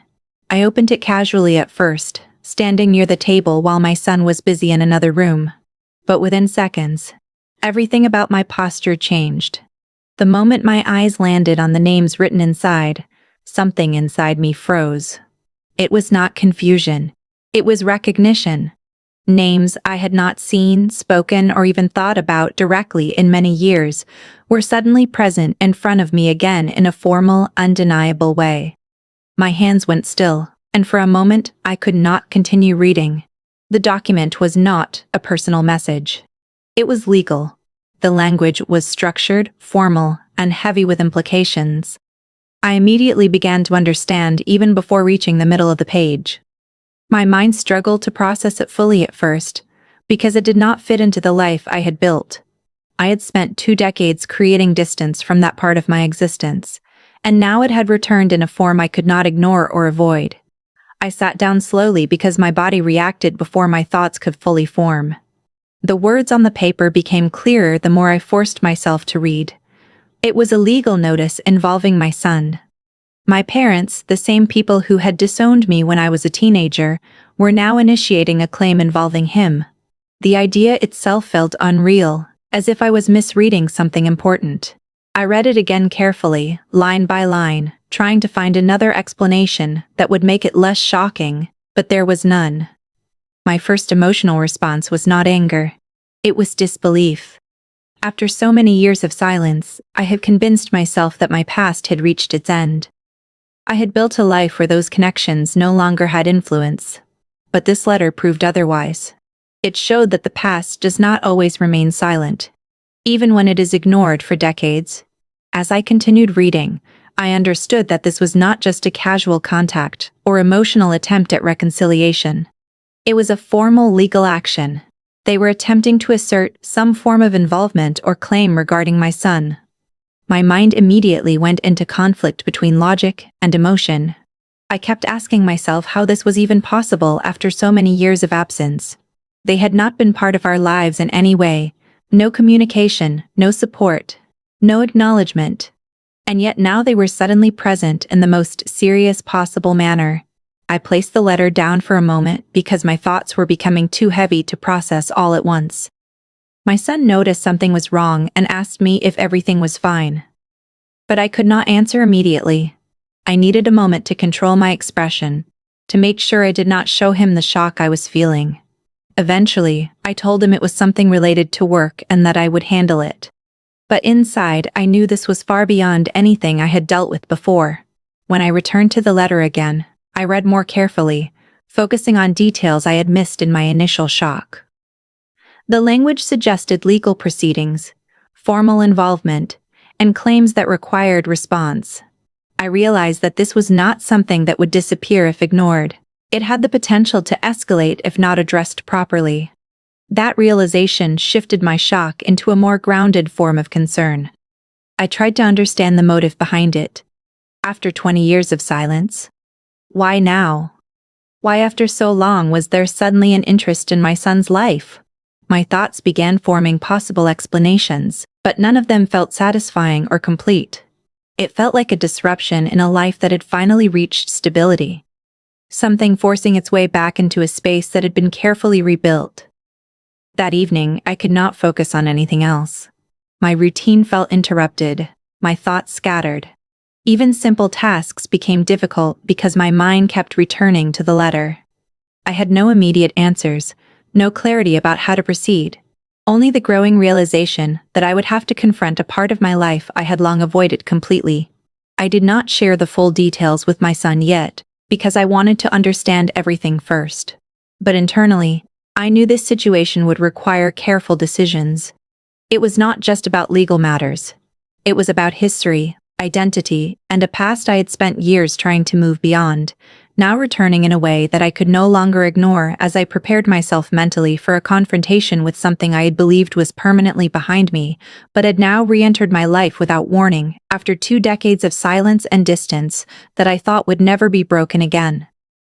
The first thought that came into my mind after reading the letter was not anger or fear, but confusion so deep that it felt like my past life had suddenly collided with I kept asking myself if I had misunderstood something, if there was some mistake in the documents, or if someone else with the same names was involved. But deep down, I already knew that was not true.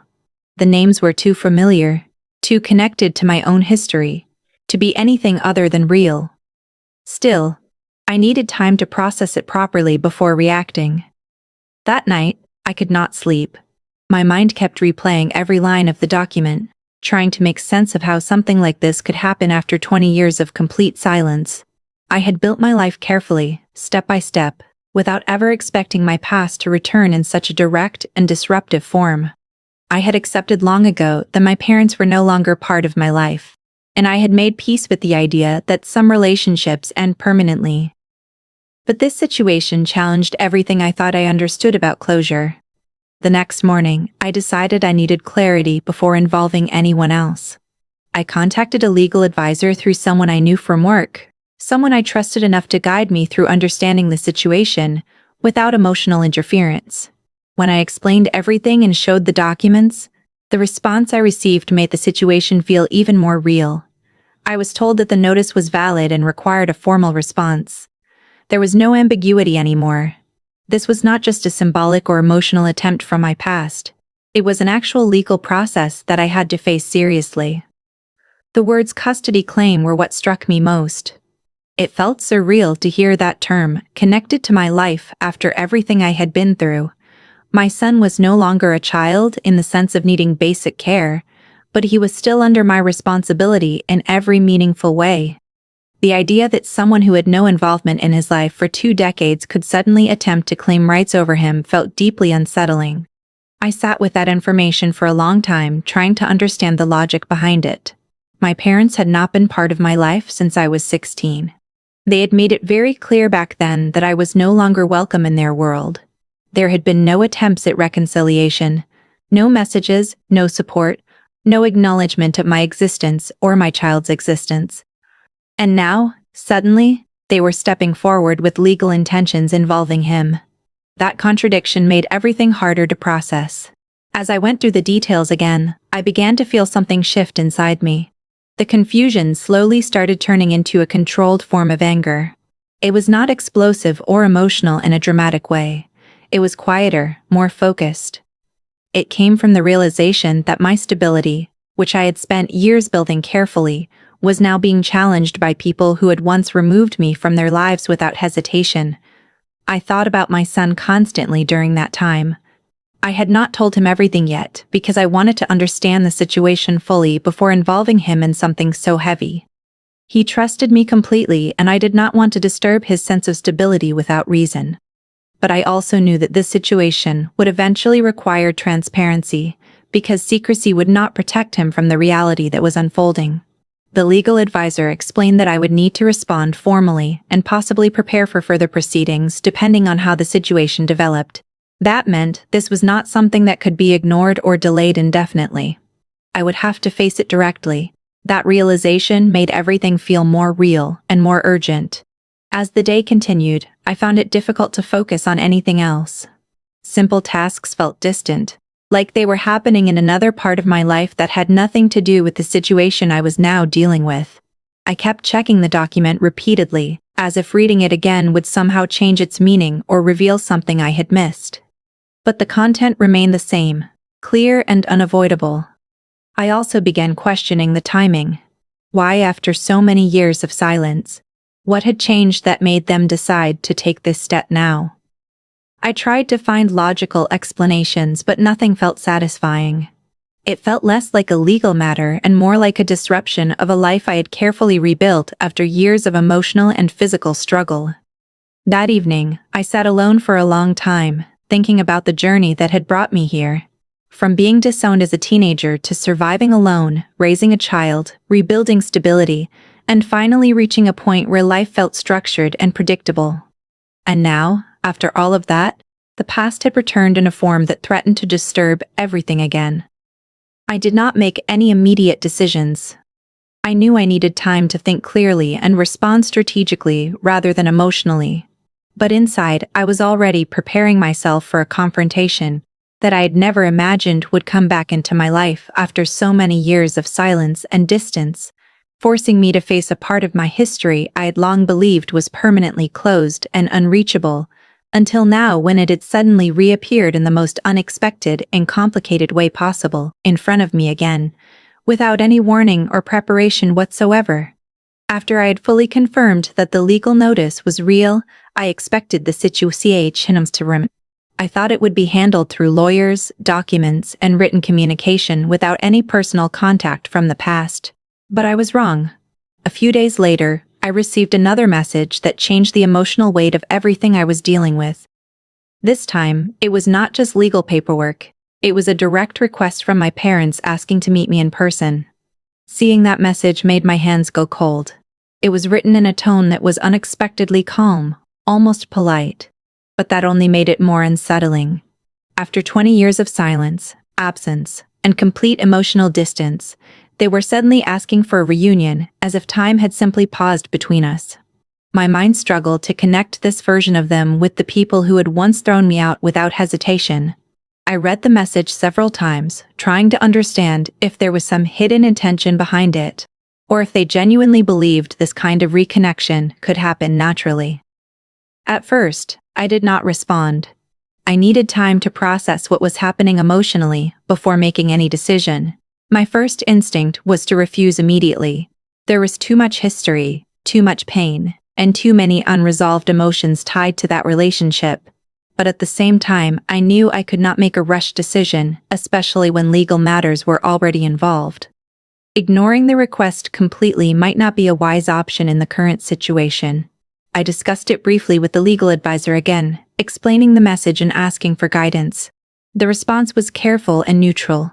I was told that I was not obligated to meet them, but I should consider all angles before making a final decision, especially since there was an ongoing legal matter. That advice did not make the emotional weight any lighter. It simply made the situation more structured and formal, which still did not address how I felt internally. That night, I sat alone for a long time thinking about what it would mean to see them again. My memories of them were not vague. They were sharp and clear, especially the moment I was thrown out of my home as a teenager. I remembered the door closing, the silence afterward, and the complete shift in my life from that point onward. Those memories had shaped everything that came after, including how I survived, how I built my life, and how I chose to protect my son from instability. Now, after so many years, they wanted a face-to-face meeting. That idea felt emotionally disorienting. I kept asking myself what I would even say if I agreed. Would it be anger, silence, questions, or would it simply be an uncomfortable confrontation with a past I had worked hard to move beyond? I also thought about my son. He was unaware of the full complexity of the situation, but he could sense that something serious was happening. I had told him that it was a legal matter being handled carefully, but I had not gone into details yet. I knew that if I agreed to meet my parents, it would eventually affect him too, even indirectly. That responsibility weighed heavily on my decision-making. For several days, I remained undecided. The message stayed unanswered while I tried to balance logic and emotion. Part of me wanted to reject it completely and continue my life without reopening old wounds. Another part of me felt a strange need for clarity, not forgiveness, but understanding. After 2 decades of silence, I wondered what they expected from me now and what had changed in their perspective that made them reach out after so long. Eventually, I agreed to a meeting, but under strict conditions. It would be in a neutral location, and it would be controlled and limited in duration. I did not agree because I had forgiven them or because I was emotionally ready. I agreed because I needed to understand the situation directly instead of letting assumptions and legal documents define everything. The days leading up to the meeting were emotionally heavy. I found myself revisiting memories I had long avoided. I thought about my younger self, about the fear and confusion of being abandoned, and about the years I spent rebuilding a life from nothing. Those memories did not bring clarity, but they made me more aware of how far I had come and how much I had changed since that time. When the day finally arrived, I felt a strange combination of calm and tension. I was not sure what to expect. I did not know if I would feel anger, closure, or nothing at all. I only knew that I was about to face a part of my life that I had kept closed for many years. As I prepared to leave for the meeting, I kept thinking that no matter how it unfolded in full direction, that I would have to face everything that came with it, as it unfolded in front of me, without knowing what direction it would ultimately take me emotionally or mentally as I moved towards something I had avoided for so long, finally stepping back into a part of my past. I never expected to confront again like this. After so many years of silence, that had once spelled on the surface, my life continued normally. I took care of my son, handled work responsibilities, and maintained the structure I had built over the years. But internally, everything felt unstable. It was as if a part of my past had been reopened and was now slowly revealing itself in ways I could not control. The meeting was arranged in a neutral location, a quiet space that felt deliberately distant from personal environments. I arrived earlier than them, not because I wanted to, but because I could not sit still at home waiting. The anticipation itself was heavier than I expected. I kept thinking about what I would say, how I would react, and whether I would even recognize them after so many years. I had carried memories of them for 2 decades, but memories are not the same as reality. I did not know what version of them I was about to face. When they arrived, the first thing I noticed was how time had changed them. They were older, visibly affected by age and circumstance, but the emotional distance I had built inside me did not soften immediately. I felt no sudden rush of familiarity or warmth. Instead, I felt a controlled kind of detachment, as if I was observing people connected to my past, but not necessarily part of my present. The initial moments were filled with silence. None of us spoke immediately, and that silence carried more weight than any words could have. Eventually, they began speaking, carefully at first, trying to explain why they had reached out after so many years. Their tone was different from what I remembered.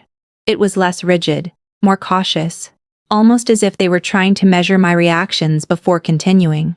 As they spoke, I learned that their situation had changed significantly over the years. Financial instability, personal struggles, and other challenges had shaped their current reality. They did not directly admit wrongdoing in the way I expected, but there was an attempt to justify past actions through circumstances. Listening to them made me feel conflicted, not because I was suddenly forgiving, but because I was trying to process how survival and hardship had also shaped their version of the story. At one point, the conversation shifted toward my son. That was the moment the emotional weight became heavier. They spoke about him with interest that felt sudden and disconnected from the life I had built over the past 2 decades. Hearing them refer to him as if he were part of their rightful connection to my life created a strong emotional resistance inside me. I had raised him alone, shaped his environment, and protected him from instability, and now they were discussing him as if they had an inherent role in his life. It was then that the deeper truth of their intention became clearer. The legal action was not just symbolic or procedural. It was connected to their desire to establish some form of relationship or claim involving him. This realization shifted my emotions from confusion into a more grounded form of concern. It was no longer just about revisiting the past. It was about protecting the present. I listened carefully as they continued explaining their perspective. They spoke about regret, about missed time, and about wanting to reconnect with what they had lost. But I also noticed that much of their explanation was centered around their own emotional experience, rather than an acknowledgement of the impact their actions had on me during those earlier years. That imbalance made it difficult for me to fully engage with what they were saying. When they finished speaking, they expected a response from me. But I did not react immediately. I needed time to process everything that had been said. I looked at them not as authority figures from my past, but as individuals who are now trying to re-enter a life they had once chosen to step away from. That shift in perception was significant, because it removed the emotional weight of childhood dependency and replaced it with adult awareness. I told them that my life had already been built without their presence and that my priority was my son's stability. I made it clear that, while I was willing to hear them out, I could not accept sudden involvement in a life that had already been established independently. My words were calm but firm because I understood that emotional reactions would not help in this situation. The conversation did not resolve anything immediately. It simply exposed the gap between two versions of reality, theirs and mine. They saw reconnection as a possibility after years of distance. I saw it as a complicated intrusion into a life that had already moved forward without them. As the meeting ended, there was no closure or emotional reconciliation. Instead, there was a sense of unfinished tension. I left the space with more clarity about their intentions, but also with a stronger awareness of the decisions I would need to make moving forward. The legal aspect of the situation was still unresolved, and now it was tied to emotional complexities that could not be ignored or simplified easily. As I walked away from that meeting carrying both answers and new uncertainties that I had not fully anticipated before agreeing to meet them at all. After the meeting with my parents, I expected the situation to settle into something more understandable, even if not comfortable. Instead, everything became more complicated. The legal case was still active, and now it was layered with emotional tension that I had not fully anticipated before agreeing to see them. I thought meeting them might bring clarity, but it only confirmed that the issue was deeper than a simple conversation could resolve. The days after the meeting felt heavier than before. Even though I had returned to my routine, nothing felt fully normal. I kept replaying parts of the conversation in my mind, trying to understand their intentions more clearly. There was regret in their words, but also something else underneath it, something that felt like unresolved expectation. It was as if they believed that time alone should be enough to rebuild a broken relationship without fully addressing the impact of what had happened in the past. I also began thinking more seriously about the legal angle. Until then, I had treated the situation as something that might resolve through discussion, but now I understood that it required structured defense. I met with the legal advisor again, going through the details more carefully. I explained everything that was said during the meeting, including their focus on my son and their attempt to justify their past actions through current circumstances. The advisor listened carefully and made notes, treating the situation with professional seriousness rather than emotional interpretation. It was explained to me that while emotional reconciliation is separate from legal rights, the presence of an active claim meant I needed to prepare for possible escalation. That meant gathering documentation, maintaining clear records, and ensuring that my son's current environment and stability were properly represented if needed. Hearing this made the situation feel more grounded in reality. It was no longer just about family history or emotional conflict. It had become something that could affect legal standing and future decisions. I did not tell my son everything immediately. I knew he sensed something was wrong, but I wanted to protect him from unnecessary stress until I fully understood how the situation would develop. Instead, I told him that there were some legal discussions related to my past that were being handled carefully. He accepted that explanation, trusting me as he always had. But I could see that he was still curious. Meanwhile, I began noticing subtle pressure from the situation in other ways. My thoughts would drift during work.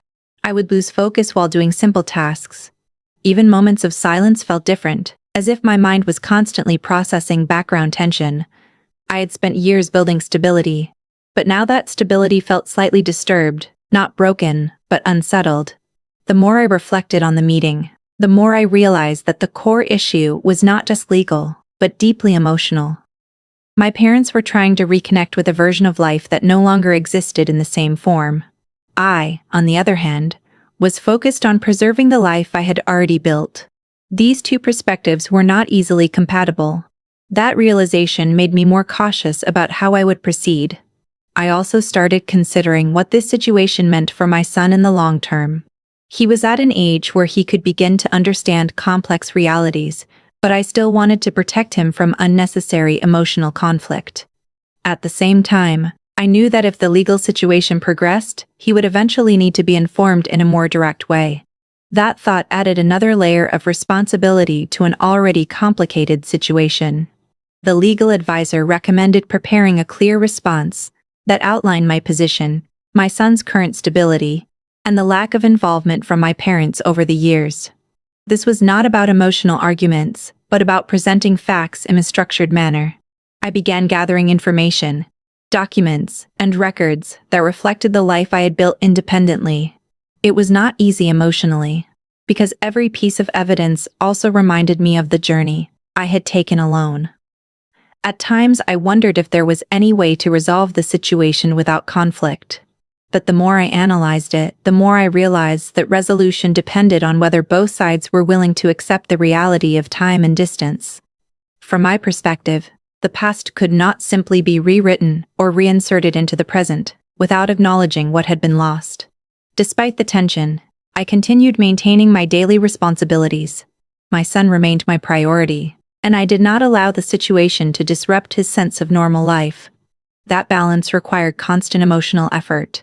Because internally I was dealing with uncertainty while externally I needed to remain stable and composed.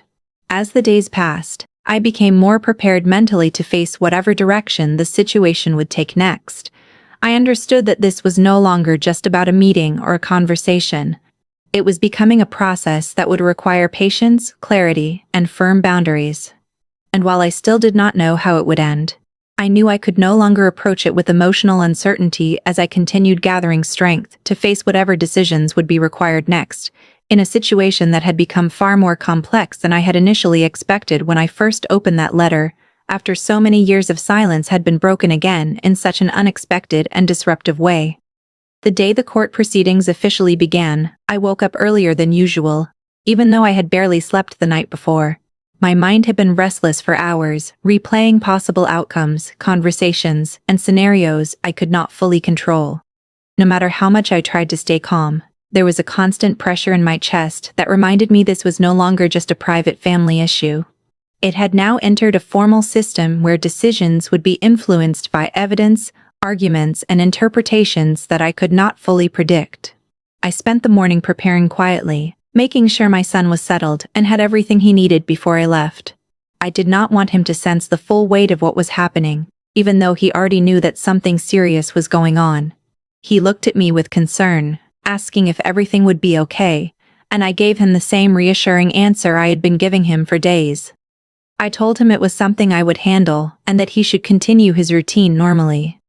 Saying those words felt necessary, even though I was not entirely sure what normal would look like in the coming days. When I reached the courthouse, the environment immediately made the situation feel more formal and distant. Everything was structured, quiet, and controlled in a way that did not leave space for emotion to take over. I saw my parents there as well, seated on the opposite side. And for a moment, I felt a strange sense of disconnection. It was not shock or anger. It was more like observing two different realities sitting in the same space after being separated for decades. The proceedings began with formal introductions and explanations of the case. Listening to the legal language being used made everything feel more detached from personal experience. It was no longer about memories, emotions, or personal history in a direct sense. It was about claims, responses, and structured arguments. That shift was difficult to adjust to, because my experience of everything had always been emotional and personal, not procedural. My parents' side presented their initial statements first. They spoke in a controlled manner, describing their reasons for initiating the case. Much of what they said focused on their current intentions and how they viewed their connection to my son. They framed their perspective in a way that suggested a desire for involvement after years of absence. While they did not openly deny the past, they did not fully engage with its emotional weight either. Listening to them felt like hearing a version of events that existed parallel to my own experience, but did not fully acknowledge it. When it was my turn to respond, I felt a shift in responsibility. This was no longer just about personal feelings. I had to present my position clearly and factually. I explained my history in a structured way, focusing on the timeline of events, the absence of contact for 2 decades, and the life I had built independently since being disowned. I made sure to emphasize my son's stability, his upbringing, and the environment I had created for him without any involvement from them. Speaking in that setting was different from speaking in any personal conversation. Every word felt measured, because I knew it would be interpreted and evaluated. I could not rely on emotional expression alone. I had to remain composed, even when recalling painful parts of my past. At one point, I noticed my voice becoming slightly tense, but I made a conscious effort to stay steady. My parents reacted at certain points, especially when my statements highlighted the long absence and lack of contact. Their expressions showed discomfort, but they did not interrupt. Instead, they responded through their legal representation later. Their argument continued to focus on intent and possibility rather than addressing the emotional history directly. This contrast between factual experience and presented intention became more noticeable as the session progressed. The court also raised questions about my son's current situation, his well-being, and his stability. I provided detailed responses about his life, education, and emotional environment. I wanted it to be clear that he had been raised in a stable and supportive setting, even if the structure of our family was non-traditional. This part of the process felt deeply personal, even though it was being discussed in a formal setting. Speaking about him in that way made me more aware of how much I had worked to protect his life from uncertainty. Throughout the session, I remained focused on maintaining clarity rather than emotional reaction. I understood that this stage was about presenting positions, not resolving emotions. Still, it was not easy to remain detached. Every reference to the past brought back memories I had carefully kept distant for years. By the time the session ended, No decision had been made. It was clear that the process would continue, and that further evaluation would be required. I left the courtroom with a mixture of relief and tension. Relief that the initial confrontation was over, and tension because the situation was far from resolved. As I walked away, I kept thinking about how a life I had built quietly over decades was now being examined through formal procedures, and how every part of my past and present was being placed under scrutiny in a way that I had never experienced before, as I prepared myself for whatever would come next in a process that had only just begun, and was far from reaching any final conclusion that would determine the direction of everything that followed afterward in this unexpected legal and emotional journey that had suddened it and that. After the first court session, I expected some emotional relief, even if temporary, but instead I felt a strange kind of mental fatigue that stayed with me for days. It was not the kind of exhaustion that comes from physical work. It was deeper, the kind that builds when your past and present are forced to interact in ways you never prepared for.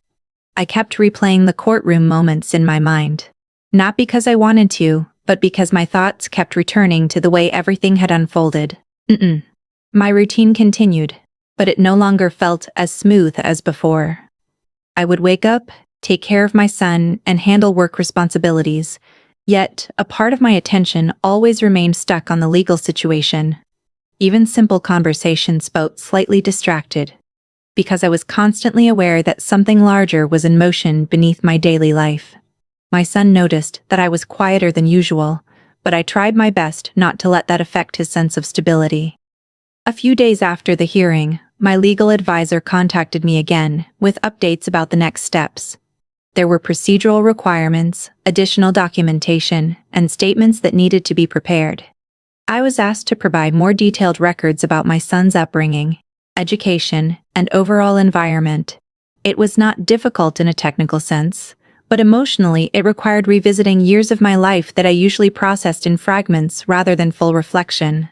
I spent hours gathering everything carefully. School records, basic documents, and anything that could demonstrate the consistency of my son's life. While doing this, I realized how much effort had gone into building something stable from almost nothing. Every document represented a small part of a larger struggle that had taken years to stabilize. It made me reflect on how much responsibility I had carried alone, without ever really pausing to acknowledge it fully. During this time, I also received indirect updates about my parents' position in the case. Their side continued to emphasize intent and emotional reconnection. They were presenting themselves as individuals seeking restoration of a relationship that had been lost over time. However, from my perspective, the issue was not about intention alone. It was about absence, consistency, and responsibility over many years. That difference in perspective created a gap that felt difficult to bridge. At home, I tried to maintain normalcy for my son. I continued helping him with his routine, listening to his thoughts and making sure he did not feel any disruption in his daily life. But I also became more conscious of how carefully I needed to manage my emotional responses around him. I did not want him to sense instability in a situation that was already complex enough in the background.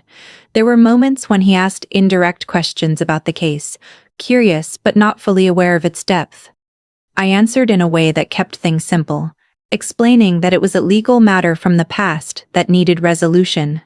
He accepted that explanation without further pressure, but I could see that he was observing me more closely than before. Children often notice changes even when they do not fully understand them. As the second hearing approached, I found myself becoming more mentally prepared, but not necessarily calmer. Preparation did not remove tension, it only made it more organized. I knew what kind of questions might come up, what kind of responses would be expected, and what details I needed to be ready to present. Still, there was always uncertainty about how the situation might shift unexpectedly during the session. The night before the hearing, I could not sleep properly. My mind kept moving between the past and present, not in a chaotic way, but in a continuous loop of reflection. I thought about my teenage years, the moment everything changed, the years of struggle afterward, and the life I had built since then. It was strange to realize how a single legal process had forced me to revisit an entire lifetime of experiences I had gradually learned to live with, rather than actively think about. On the morning of the second hearing, I felt more composed externally, but internally, I was still carrying tension. I dressed simply, focusing on practicality rather than appearance, because my attention was not on presentation but on clarity and control. My goal was not to win emotionally, but to remain steady in a situation that demanded structure over reaction. When I arrived again at the courthouse, the atmosphere felt slightly more familiar, but no less heavy. I saw my parents once more, and although there was no dramatic reaction between us, the emotional distance remained clear. We were not strangers, but we were no longer connected in any natural or familiar way either. We were simply participants in a process that required us to be present in the same space. As the hearing began, I reminded myself to stay focused on facts rather than emotion. Every statement, every question, and every response carried weight in shaping how the case would proceed. I understood that this phase was not about resolution, but about building a clearer understanding of both sides. By the end of the session, it was clear that the case would continue, with further review required before any conclusion could be reached. As I left the building, I felt the same mix of emotional heaviness and controlled acceptance that had started after the first hearing, knowing that this was still only one stage in a process that was far from finished and would continue to influence my life in ways I could not fully predict yet. As I walked forward into a situation that remained open and unresolved without any final direction at that point in time. After the second hearing, the silence that followed felt different from before. It was not peaceful, and it was not chaotic either. It was the kind of silence that carries weight, because you know something is still unfinished. The case was progressing slowly, step by step, and each step was pulling more of my past into my present life than I had ever expected. I returned home that day feeling emotionally drained, but I could not afford to show that exhaustion fully.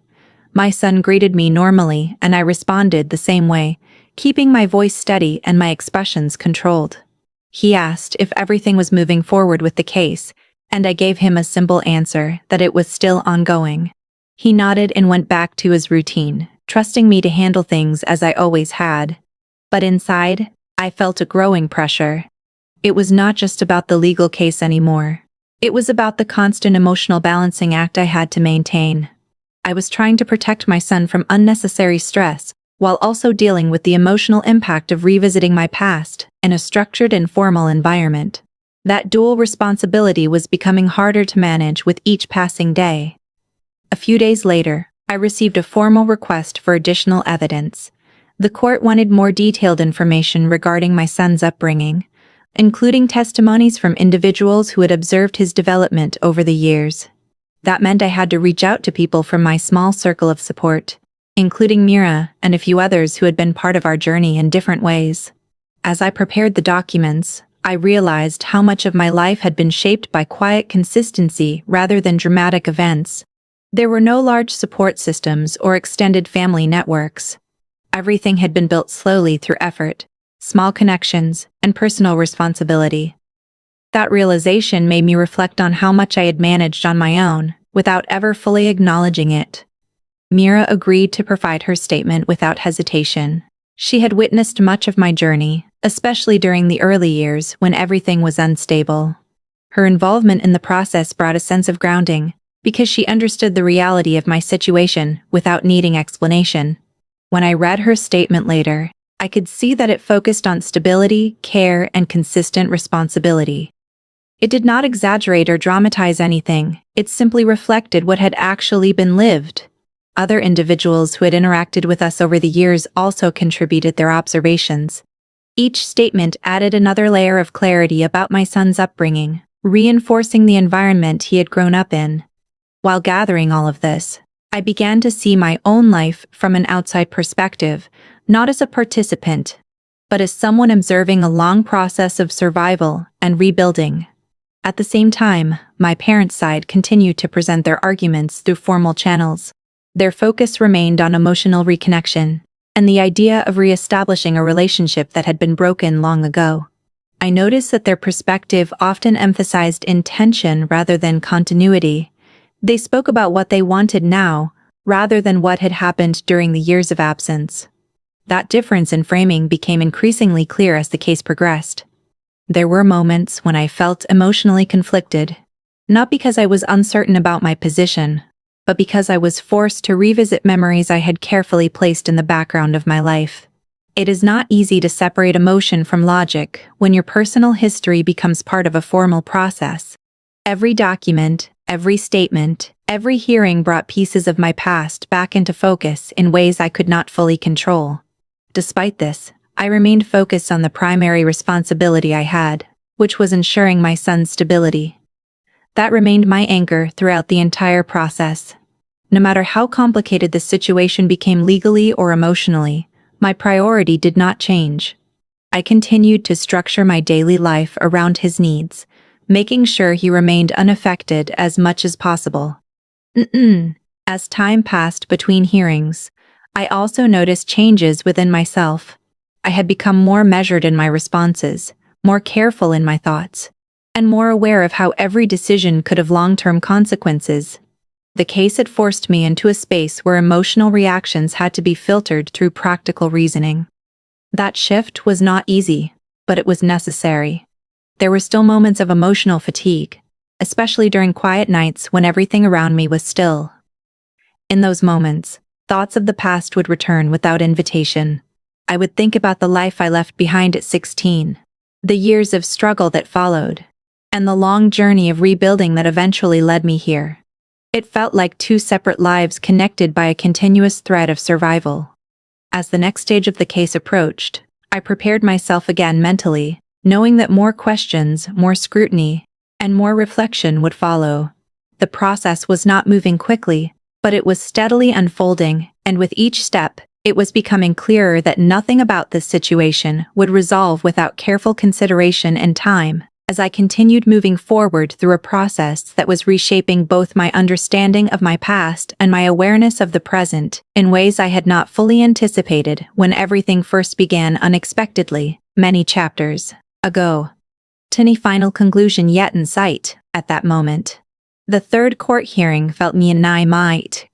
Each session added another layer of pressure, not through sudden events, but through repetition, preparation, and constant mental engagement with a past I had spent years trying to keep distant.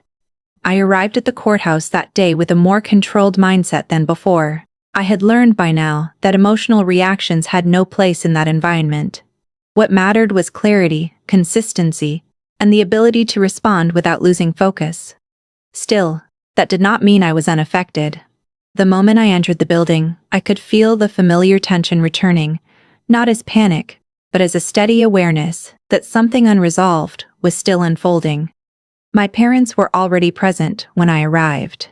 The distance between us had become more defined with each hearing, not physically, but emotionally. We were no longer simply family members separated by time. We were now opposing sides in a structured process, each presenting different interpretations of the same history. That realization never became easier to accept, even though I had started adapting to it. The hearing began with additional statements and clarifications from both sides.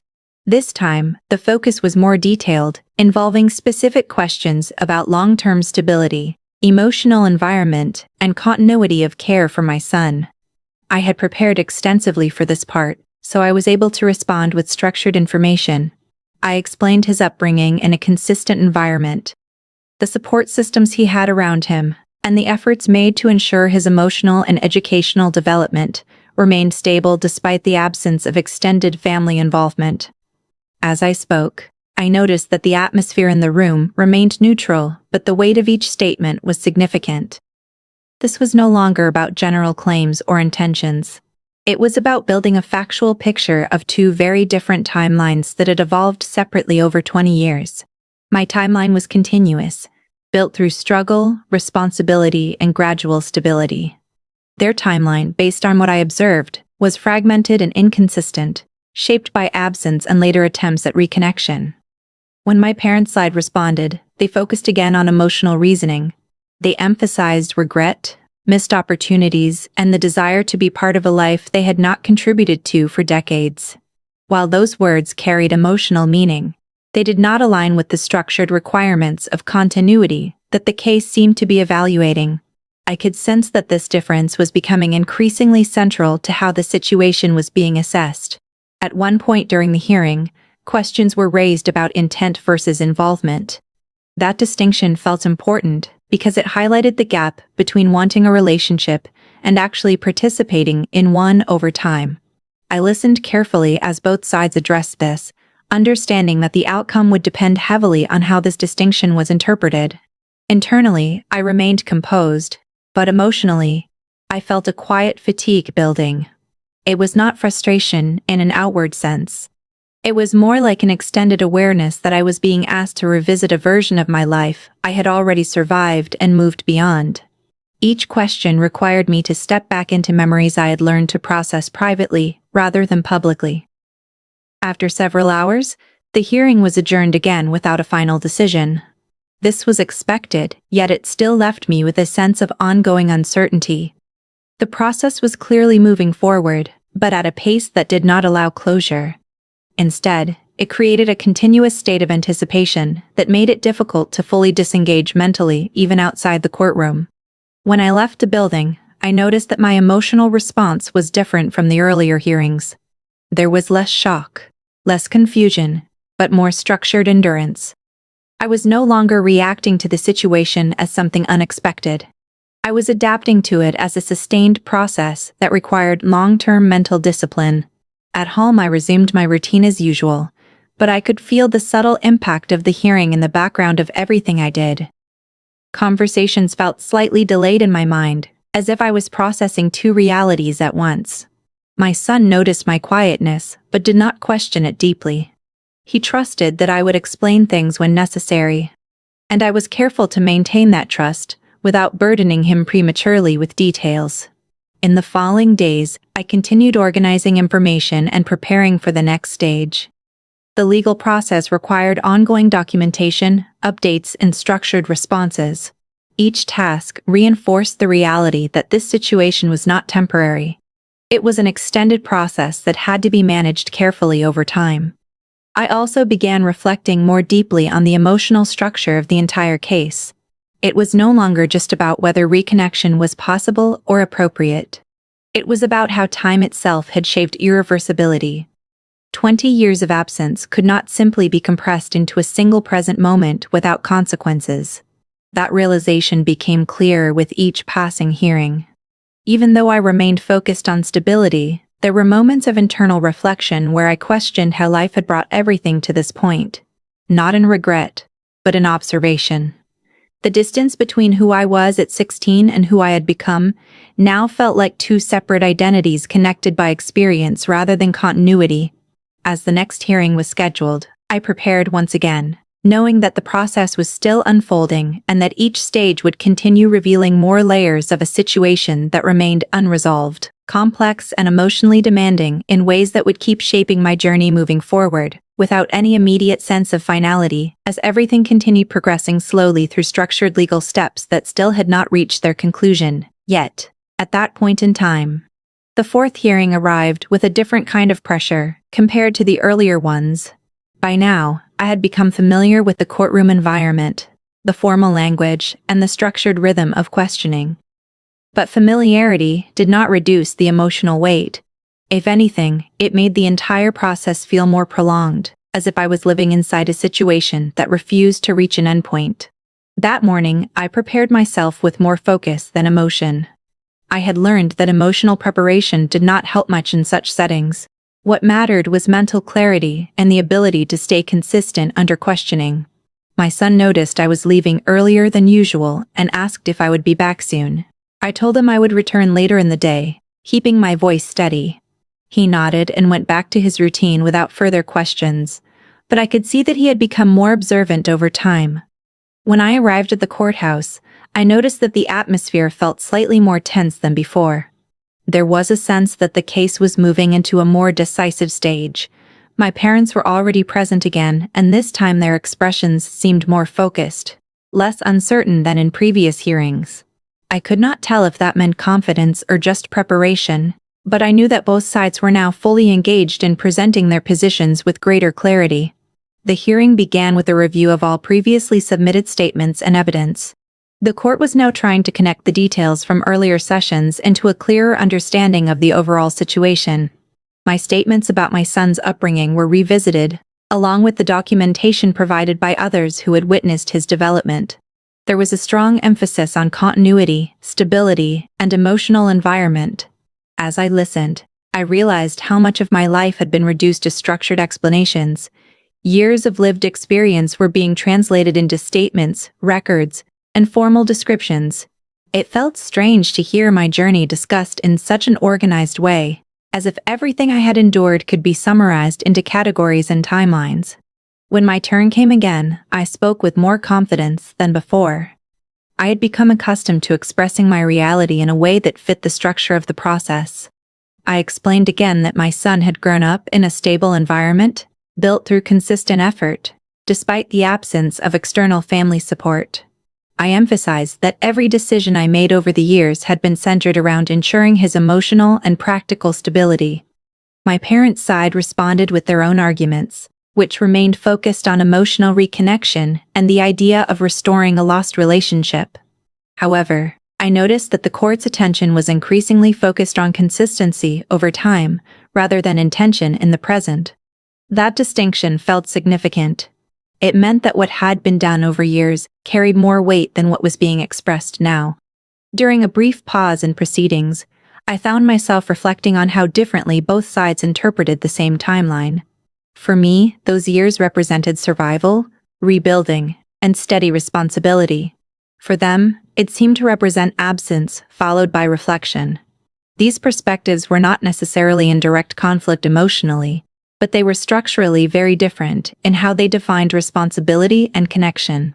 As questioning continued, there were more detailed inquiries about my son's current independence and emotional state. I answered carefully, making sure to remain factual and clear.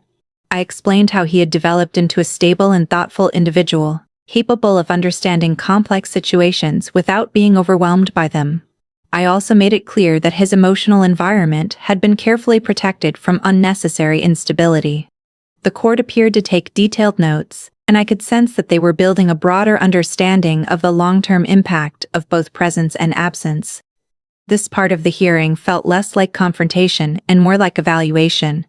Still, the emotional undercurrent remained present beneath the formal structure. When the session ended, there was again no immediate decision. Instead, the court indicated that further review was required before moving forward. This pattern of gradual progression had become familiar, but it also meant that the situation remained open and unresolved, extending the emotional and mental strain over a longer period than I had originally anticipated. Leaving the courthouse, I felt a quiet form of exhaustion that was becoming more consistent after each hearing. It was not dramatic or overwhelming, but steady and cumulative.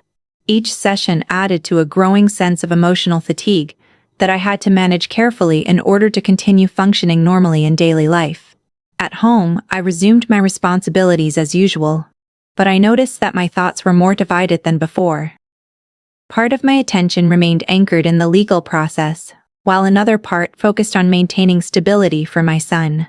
Balancing both required constant mental adjustment, especially when I wanted to ensure that he remained unaffected by the ongoing situation. In the days that followed, I continued organizing documents and preparing for whatever the next stage might require. The process was no longer surprising, but it remained demanding. Each new step required reflection on past years, careful articulation of present conditions, and preparation for future implications that were still uncertain. As I moved through this phase, I became more aware of how deeply the entire situation had altered my sense of time. The past, present, and future no longer felt separate. They were continuous. The laughter. They were tale kappen haar open porpen, they were zend up, open habit. It's not yet taken shape, making it clear that this chapter of my life was still unfolding in ways that had not yet reached any final resolution or conclusion at that point in the ongoing proceedings that continue to shape everything around me gradually, without any clear endpoint that's visible. I come an unavoidable part of my life. Note waves take a second bit debates it had turned into a prolonged process that lived alongside my normal life, not separate from it. I had learned how to function within it, but I could not pretend it no longer affected me. Every step forward in the case meant revisiting something from my past, and that repetition was slowly changing the way I experienced time itself. That morning felt unusually quiet. My son had left earlier for his own commitments, and I found myself preparing alone without conversation in the background. There was a kind of stillness in the house that made my thoughts louder than usual. I checked the documents I had already reviewed multiple times, not because I expected anything new, but because the act of reviewing them gave me a sense of control in a situation that often felt unpredictable. When I reached the courthouse, I could immediately sense that this session was different. There was a more structured atmosphere, almost as if the process was approaching a more decisive phase. My parents were already there, and I noticed that their demeanor had changed slightly. There was less uncertainty in their expressions, more focus, as if they had prepared themselves for a specific direction in the proceedings. The hearing began with a summary of everything that had been presented so far.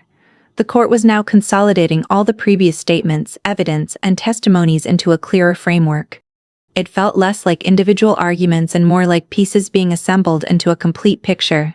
I listened carefully as my earlier statements were read and referenced, especially those related to my son's upbringing and the stability of his environment. As the discussion continued, I was asked to clarify a few points regarding long-term care and emotional continuity. I responded with the same consistency I had maintained in previous hearings. I explained that my son had grown up in a stable environment built through continuous effort, and that his emotional development had been carefully supported despite the absence of extended family involvement. Speaking about it repeatedly in formal settings had made me more precise in how I described my life, even though the emotions behind those words remained deeply personal. When my parents' side spoke, there was a noticeable shift in tone compared to earlier hearings. Their arguments still focused on emotional reconnection, but this time there was a stronger emphasis on reconciliation as something they believed should naturally follow time and regret. However, I could sense that the court was paying closer attention to the structure of past involvement rather than present intention. During a short break, I found myself reflecting on how this entire process had changed my internal perception of my own history.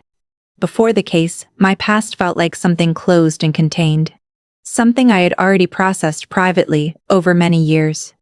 But now, it was being continuously reopened, analyzed, and discussed in external terms. That shift made me realize how differently personal experience and formal evaluation operate. As the hearing resumed, additional questions were raised about future implications rather than just past events. This part of the discussion felt more forward-looking, focusing on what kind of environment would be most appropriate moving ahead if any form of involvement was considered. Listening to these questions made me more aware that the case was no longer just about history. It was also about defining what stability meant in the present and future. I answered carefully, emphasizing that stability was not just a momentary condition but something built through consistent presence over time.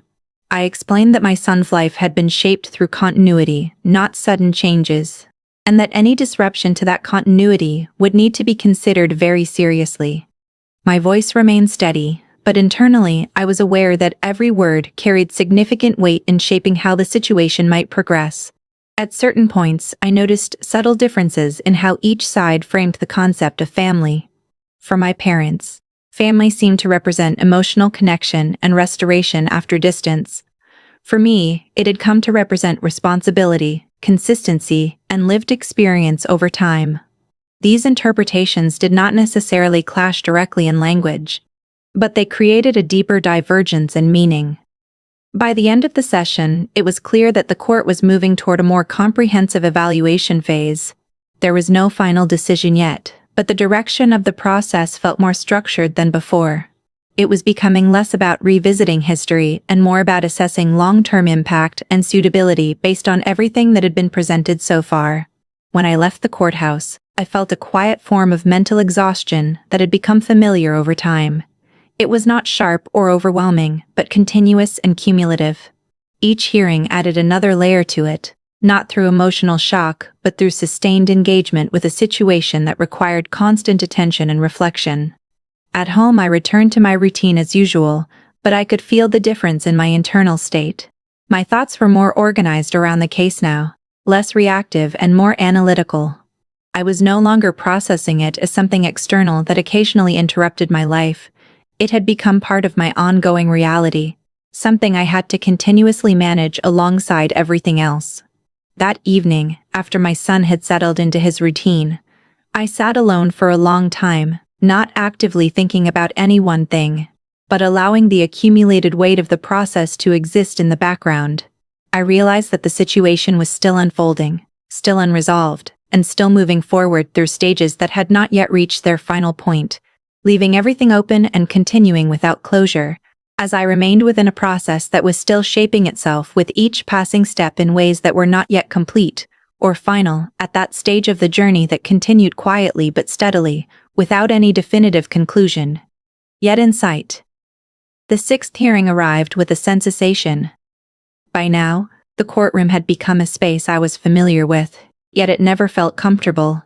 Each visit reminded me that my life had been divided into two timelines, one that I had carefully built over 20 years, and another that kept pulling me back into a past I had already lived through and survived.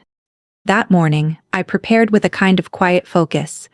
I no longer felt the same level of emotional turbulence I had in the earlier hearings. Instead, there was a controlled awareness, a steady understanding that this process was ongoing and required endurance more than reaction. My son had already left for the day, and I made sure everything at home was in order before I stepped out. Even though I did not explain every detail to him, I knew he understood more than I sometimes realized. When I arrived at the courthouse, I noticed that the atmosphere felt more serious than before. There was a sense that the case was entering its final stages of evaluation. My parents were already present, and this time their expressions carried a different kind of tension. It was not the uncertainty of earlier hearings, but something closer to anticipation mixed with concern. The hearing began with a detailed review of all previous statements and evidence. This time, the focus was not on introducing new information, but on analyzing consistency, long-term patterns, and emotional implications.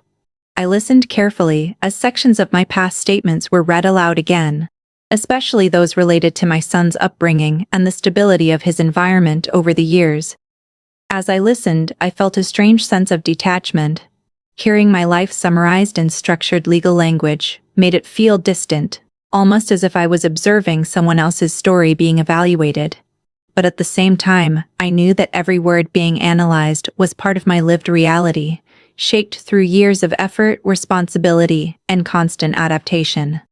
When I was asked to speak, I responded with clarity and restraint. I had learned over the course of these hearings that emotional intensity was not useful in this setting. What mattered was consistency and precision. I reiterated that my son had grown up in a stable environment, shaped entirely by continuous care and responsibility from my side. I emphasized that his emotional and educational development had been built without interruption, despite the absence of extended family involvement. My parents' side responded afterward, and I noticed that their tone had shifted slightly again. There was less emphasis on emotional justification and more focus on reconciliation as a long-term intention. They spoke about time as something that could naturally heal distance, but I could sense that the court was now focusing more on factual continuity rather than emotional possibility. During a pause in the proceedings, I found myself reflecting on how differently time had affected both sides of this situation. For me, time had been about rebuilding, survival, and creating structure from instability. For them, it appeared to be more about reflection and reconsideration of past choices. These two experiences of time were not aligned, and that difference continued to shape every interaction in the courtroom. As the hearing resumed, more detailed questions were asked about future implications. The focus shifted toward understanding what kind of environment would be most appropriate moving forward and how stability would be maintained in the long term. These questions required me to think beyond the past and present into the future that I had already been planning quietly in my own way for years. I explained that stability was not something temporary or symbolic. It was the result of consistent effort over time.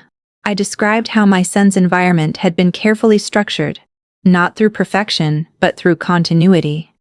I made it clear that any disruption to that continuity would need to be considered with extreme caution, because stability is not something that can be rebuilt instantly once it is disturbed. While speaking, I noticed that my voice remained steady, but internally I was aware of the significance of every statement. This was no longer about defending a position emotionally. It was about presenting a reality that had been built over decades and ensuring that it was understood in its full context. My parents remained quiet during most of my statements, but I could sense the emotional strain on their side. There were moments where expressions of regret were visible, but regret alone was no longer the central factor in how the situation was being assessed. The process had moved beyond individual emotions into a broader evaluation of consistency and responsibility over time. By the end of the session, the court indicated that the case was nearing its final review phase.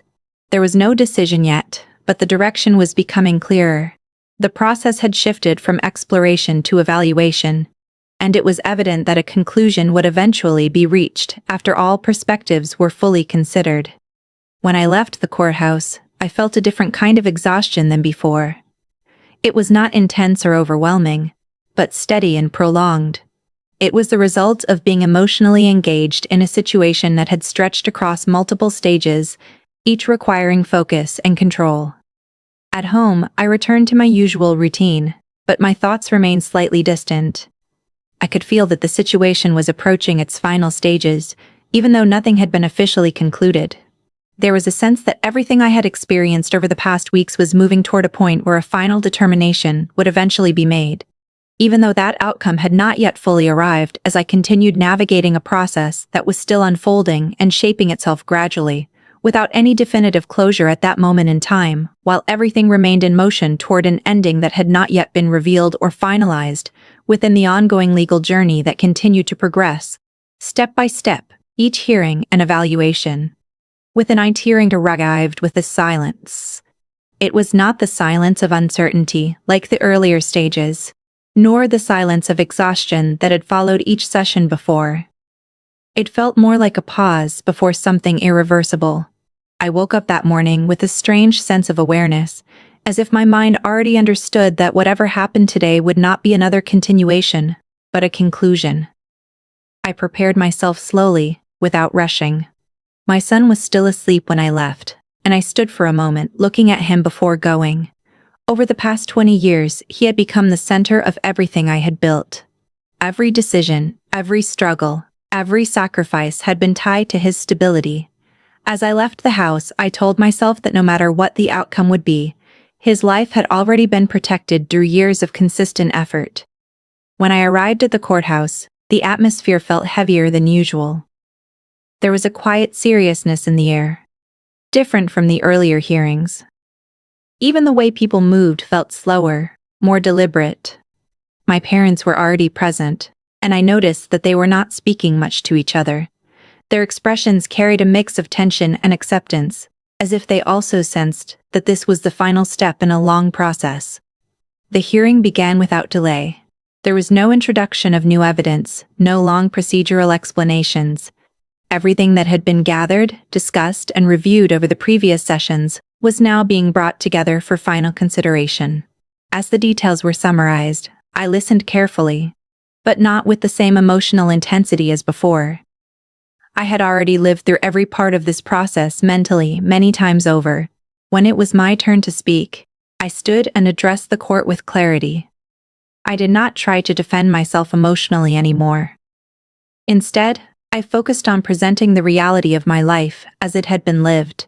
I explained how my son had grown up in a stable and continuous environment, shaped by responsibility, care, and long-term commitment. I emphasized that his life had not been fragmented or inconsistent, but built steadily over time through one constant presence. I also spoke about absence, not in an emotional way, but as a fact. I stated clearly that for 20 years there had been no involvement, no support, and no participation in his upbringing from the other side. I did not raise my voice or show anger.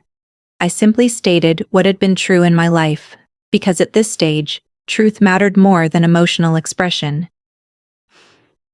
When my parents were given the opportunity to speak, there was a noticeable shift in tone. They no longer argued strongly or tried to justify everything in detail. Instead, Their words carried a quieter form of expression, focused on regret and reflection. They spoke about missed time, about changes in perspective over the years, and about a desire for acknowledgement. But it was clear that the court was no longer evaluating intention alone. The focus had shifted toward continuity and long-term responsibility. As the arguments concluded, there was a long silence in the room.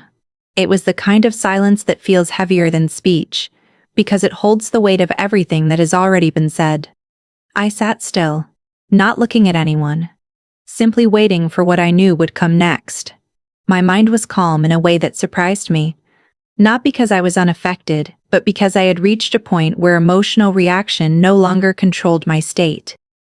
When the final decision was announced, I listened without interruption. The court acknowledged the complexity of the situation, the long absence, and the emotional dimensions involved. But the final determination focused on stability, continuity, and the lived reality of my son's upbringing. It was recognized that his life had been consistently shaped under my care, and that any sudden structural change would not be in his best interest. As the words were spoken, I did not feel victory or loss in a dramatic sense. Instead, I felt a quiet release of pressure that I had been carrying for months. My parents remained silent. There was no further argument, no additional response. The moment felt final, not just legally, but emotionally, in a way that closed a long and complicated chapter of my life.